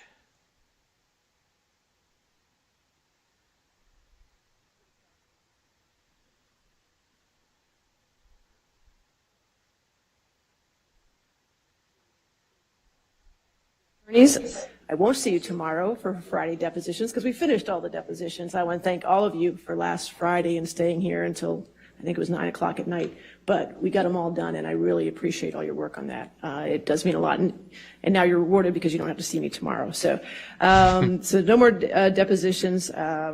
What I'd also, for planning purposes, though, since we're going to be going 9 to 5, the day is going to be a little different, so we'll start at 9. We'll probably break for a morning break between 10:30 and 10:45. We're going to break for lunch between 12:30 and 1:30, so I want you to plan accordingly for that.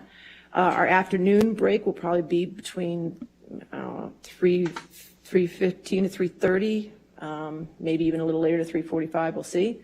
And then we'll try to break at 5. There may be times when we might go to 5:30, as I told the jury. So I just want to make sure you know that. Since I won't see you tomorrow, I wanted to go ahead and give you your times as of this very minute of what you have used and what you have left, okay? Are you ready? Okay, Mr. Chu's going to try to use it with a highlighter. Let's wait. That's There why we go. we're here. There we go. That's right. Okay. There we go. All right. So plaintiff has used 35 hours and 6 minutes.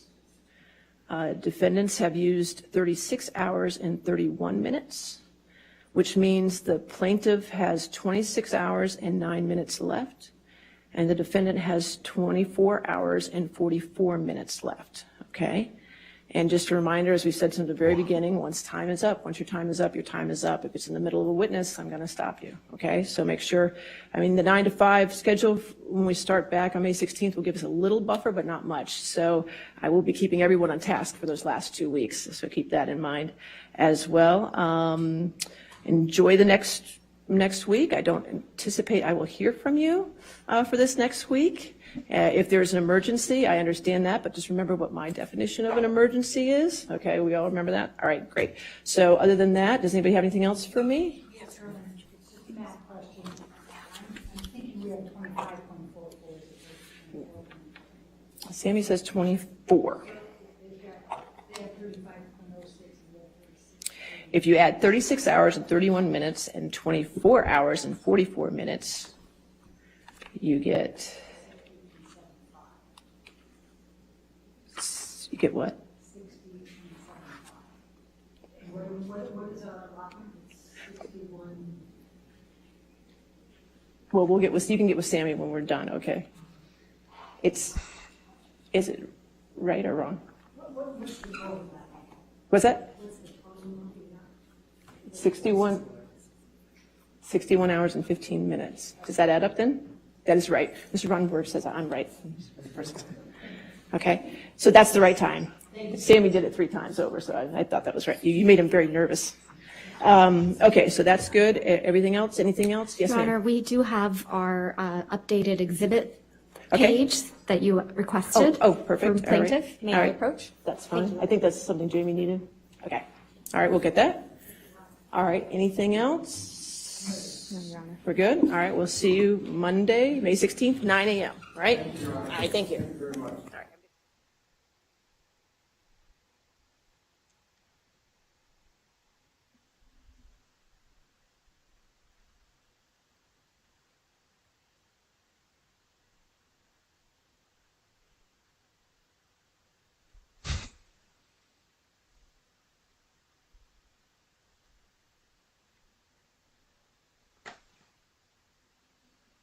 Bye.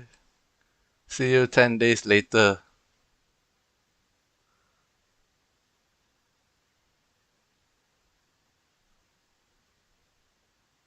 Bye, Johnny. What's that? So I'm right. Okay, so that's the right time. Sammy did it 3 times over, so I thought that was. Thank you very much.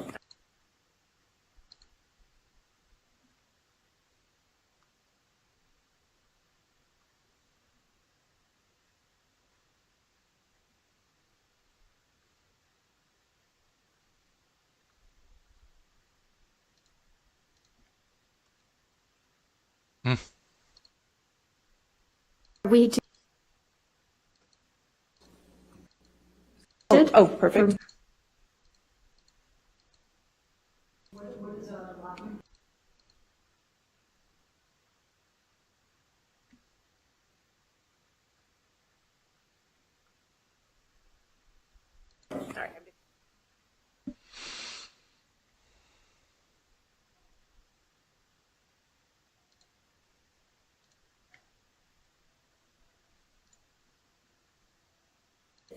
Okay. Page that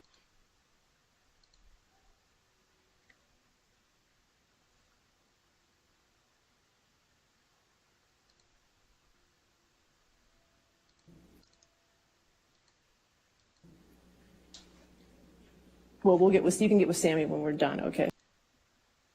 4.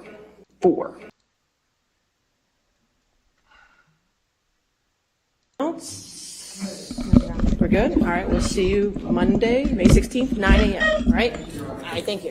All right.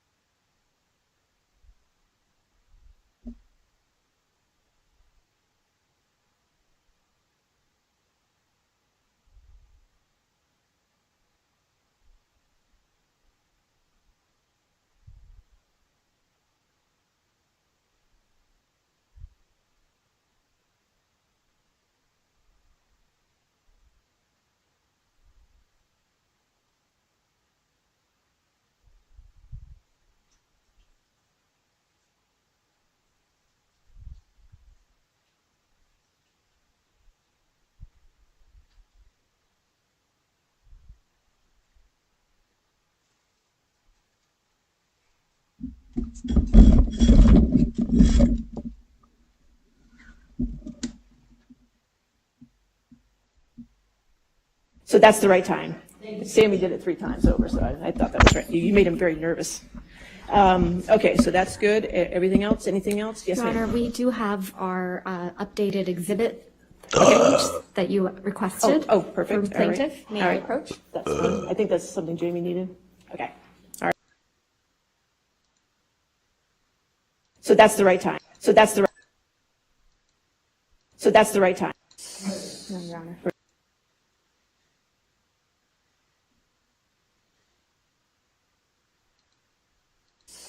No, Your Honor. We're good? All right, we'll see you Monday, May 16th, 9 a.m., right? All right, thank you. All right.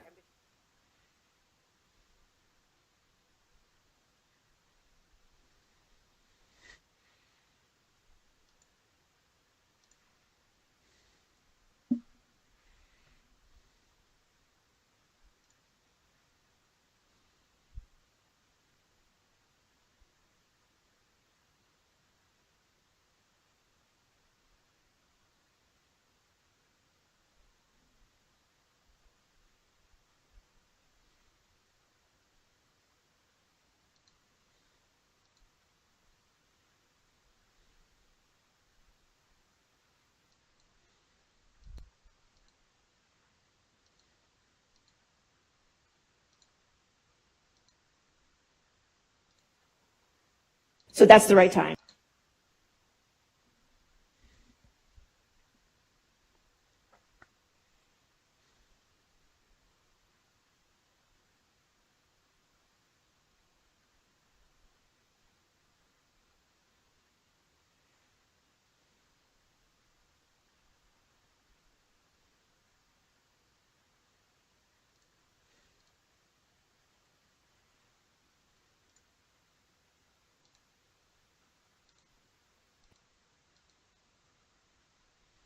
Rotten bum.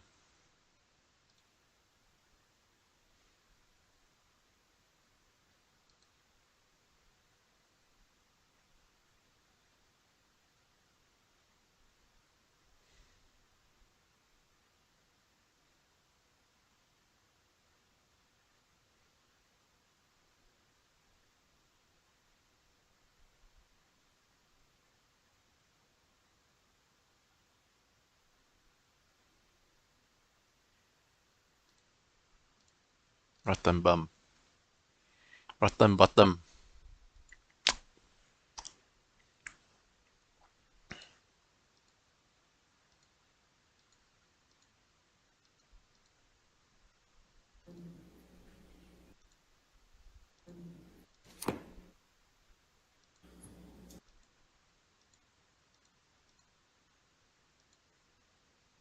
$24.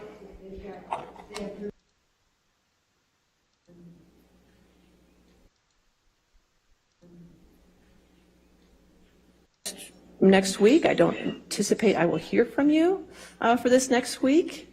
If there's an emergency, I understand that, but just remember what my definition of an emergency is. Okay, we all remember that? All right, great. So other than that, does anybody have anything else for me? Yes, sir. Math question. I'm thinking we have 25.44. Sammy says 24. If you add 36 hours and 31 minutes and 24 hours and 44 minutes, you get what?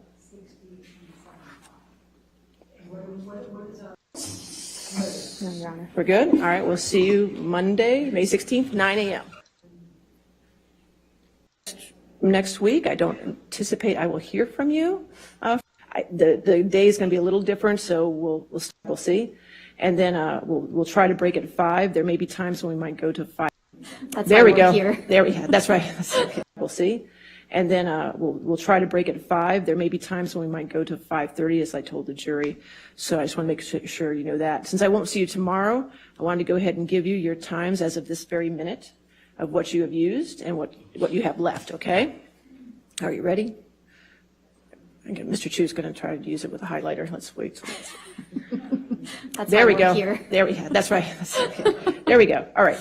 So plaintiff has used 35 hours and 6 minutes. Defendants have used 36 hours and 31 minutes, which means the plaintiff has 26 hours and 9 minutes left, and the defendant has 24 hours and 44 minutes left, okay? And just a reminder, as we said from the very beginning, once time is up, once your time is up, your time is up. If it's in the middle of a witness, I'm going to stop you, okay? So make sure, I mean, the 9 to 5 schedule, when we start back on May 16th, will give us a little buffer, but not much. So I will be keeping everyone on task for those last 2 weeks, so keep that in mind as well. Enjoy the next week. I don't anticipate I will hear from you for this next week. If there's an emergency, I understand that, but just remember what my definition of an emergency is. Okay, we all remember that? All right, great. The days ran, we had time to, there we go. There we go. That's right. Tomorrow for Friday depositions, because we finished all the depositions. I want to thank all of you for last Friday and staying here until, I think it was 9 o'clock at night. But we got them all done, and I really appreciate all your work on that. It does mean a lot, and now you're rewarded because you don't have to see me tomorrow. So, so no more depositions. What I'd also, for planning purposes, though, since we're going to be going 9 to 5, the day is going to be a little different. So we'll start at 9. We'll probably break for our morning break between 10:30 and 10:45. We're going to break for lunch between 12:30 and 1:30. So I want you to plan accordingly for that. Our afternoon break will probably be between 3:15 to 3:30, maybe even a little later to 3:45. We'll see. And then we'll try to break at 5. There may be times when there we go. There we go. That's tomorrow for Friday deposition. All right. And then I'll see you at 9 a.m.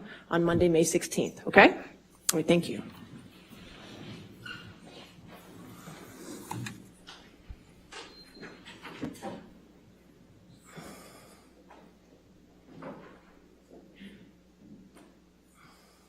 The days tomorrow for Friday deposition.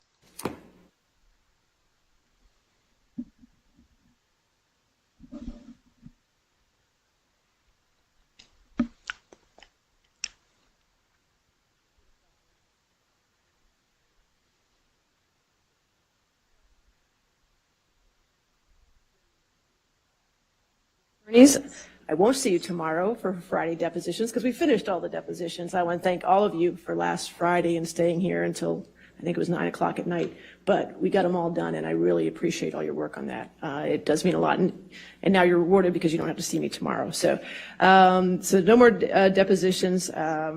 What I'd also, for planning purposes though, since we're going to be going 9 to 5, the day is going to be a little different, so we'll start at 9. We'll probably break for our morning break between 10:30 and 10:45. We're going to break for lunch between 12:30 and 1:30, so I want you to plan accordingly for that. Our afternoon break will probably be between 3:15 to 3:30, maybe even a little later to 3:45. We'll see. And then we'll try to break at 5. There may be times when we might go to 5:30, as I told the jury. So I just want to make sure you know that. Since I won't see you tomorrow, I wanted to go ahead and give you your times as of this very minute of what you have used and what you have left, okay? Are you ready? Next week, I don't anticipate I will hear from you for this next week. If there's an emergency, I understand that, but just remember what my definition of an emergency is. Okay, we all remember that? All right, great. So other than that, does anybody have anything else for me? Yes, sir. Math question. I'm thinking we have 25, 24. Sammy says 24. If you add 36 hours and 31 minutes and 24 hours and 44 minutes, you get... You get what? What is our allotment? 61. Well, you can get with Sammy when we're done, okay? Is it right or wrong? What's that? 61 hours and 15 minutes. Does that add up then? That is right. Mr. Ronenberg says I'm right. Okay, so that's the right time. Sammy did it 3 times over, so I thought that was right. You made him very nervous. Okay, so that's good. Everything else? Anything else? Yes, Your ma'am. Honor, we do have our updated exhibit Okay. page that you requested. Oh, perfect. From plaintiff. All right. May All I right. approach? That's fine. I think that's something Jamie needed. Okay. All right, we'll get that. All right, anything else? So cute. We're good? All right, we'll see you Monday, May 16th, 9 a.m., right? All right, thank you. So cute, Camille. Okay. Done. Total drink 30. 30, I think. 30 mega pints. Left this little. I drank the whole bottle. For fuck's sake. Jesus Christ. Look. Left so little wine. I drank this much. 30 mega pint. 30 times. Of objection. Hearsay. And yeah, that's it. Bye. I'm not drunk.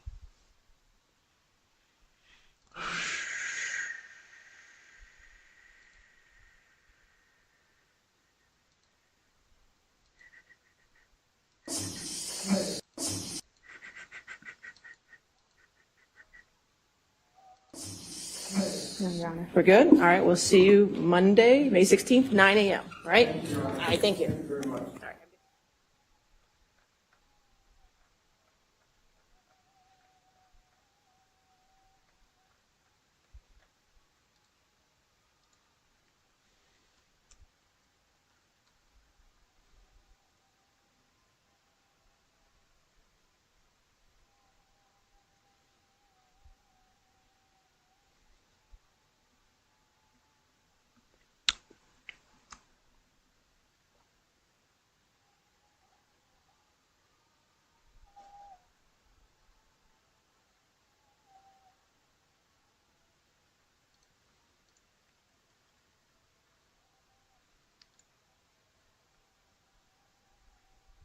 Okay, so that's, we're good? All right, we'll see you Monday, May 16th, 9 a.m., right? All right, thank you.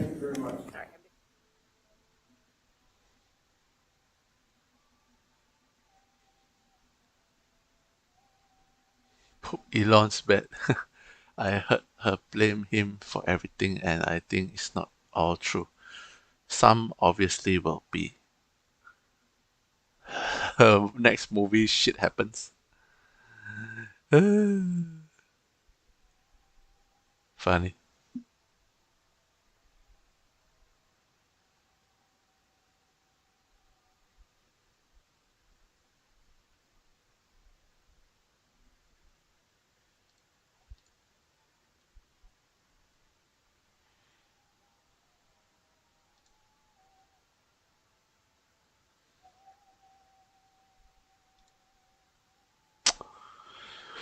Bye bye. See y'all 10 days later, May 16, 9 a.m.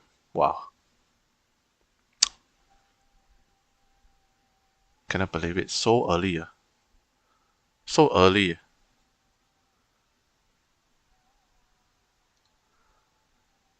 See y'all May 16, 9 a.m. Which is Malaysia time 9 p.m. But yes.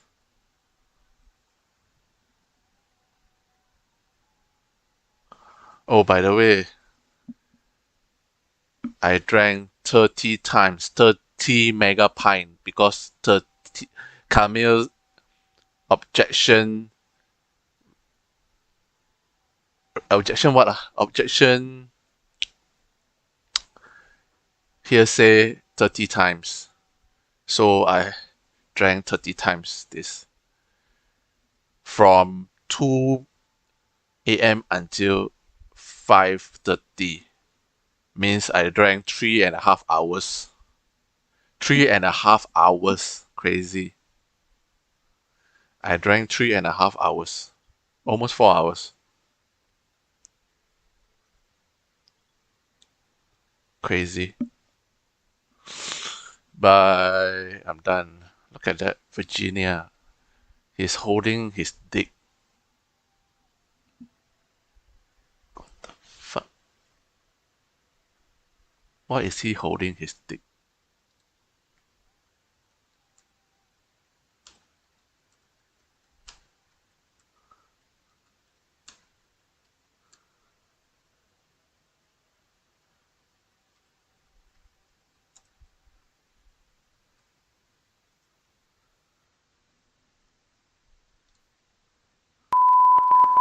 Wow. What's that sound?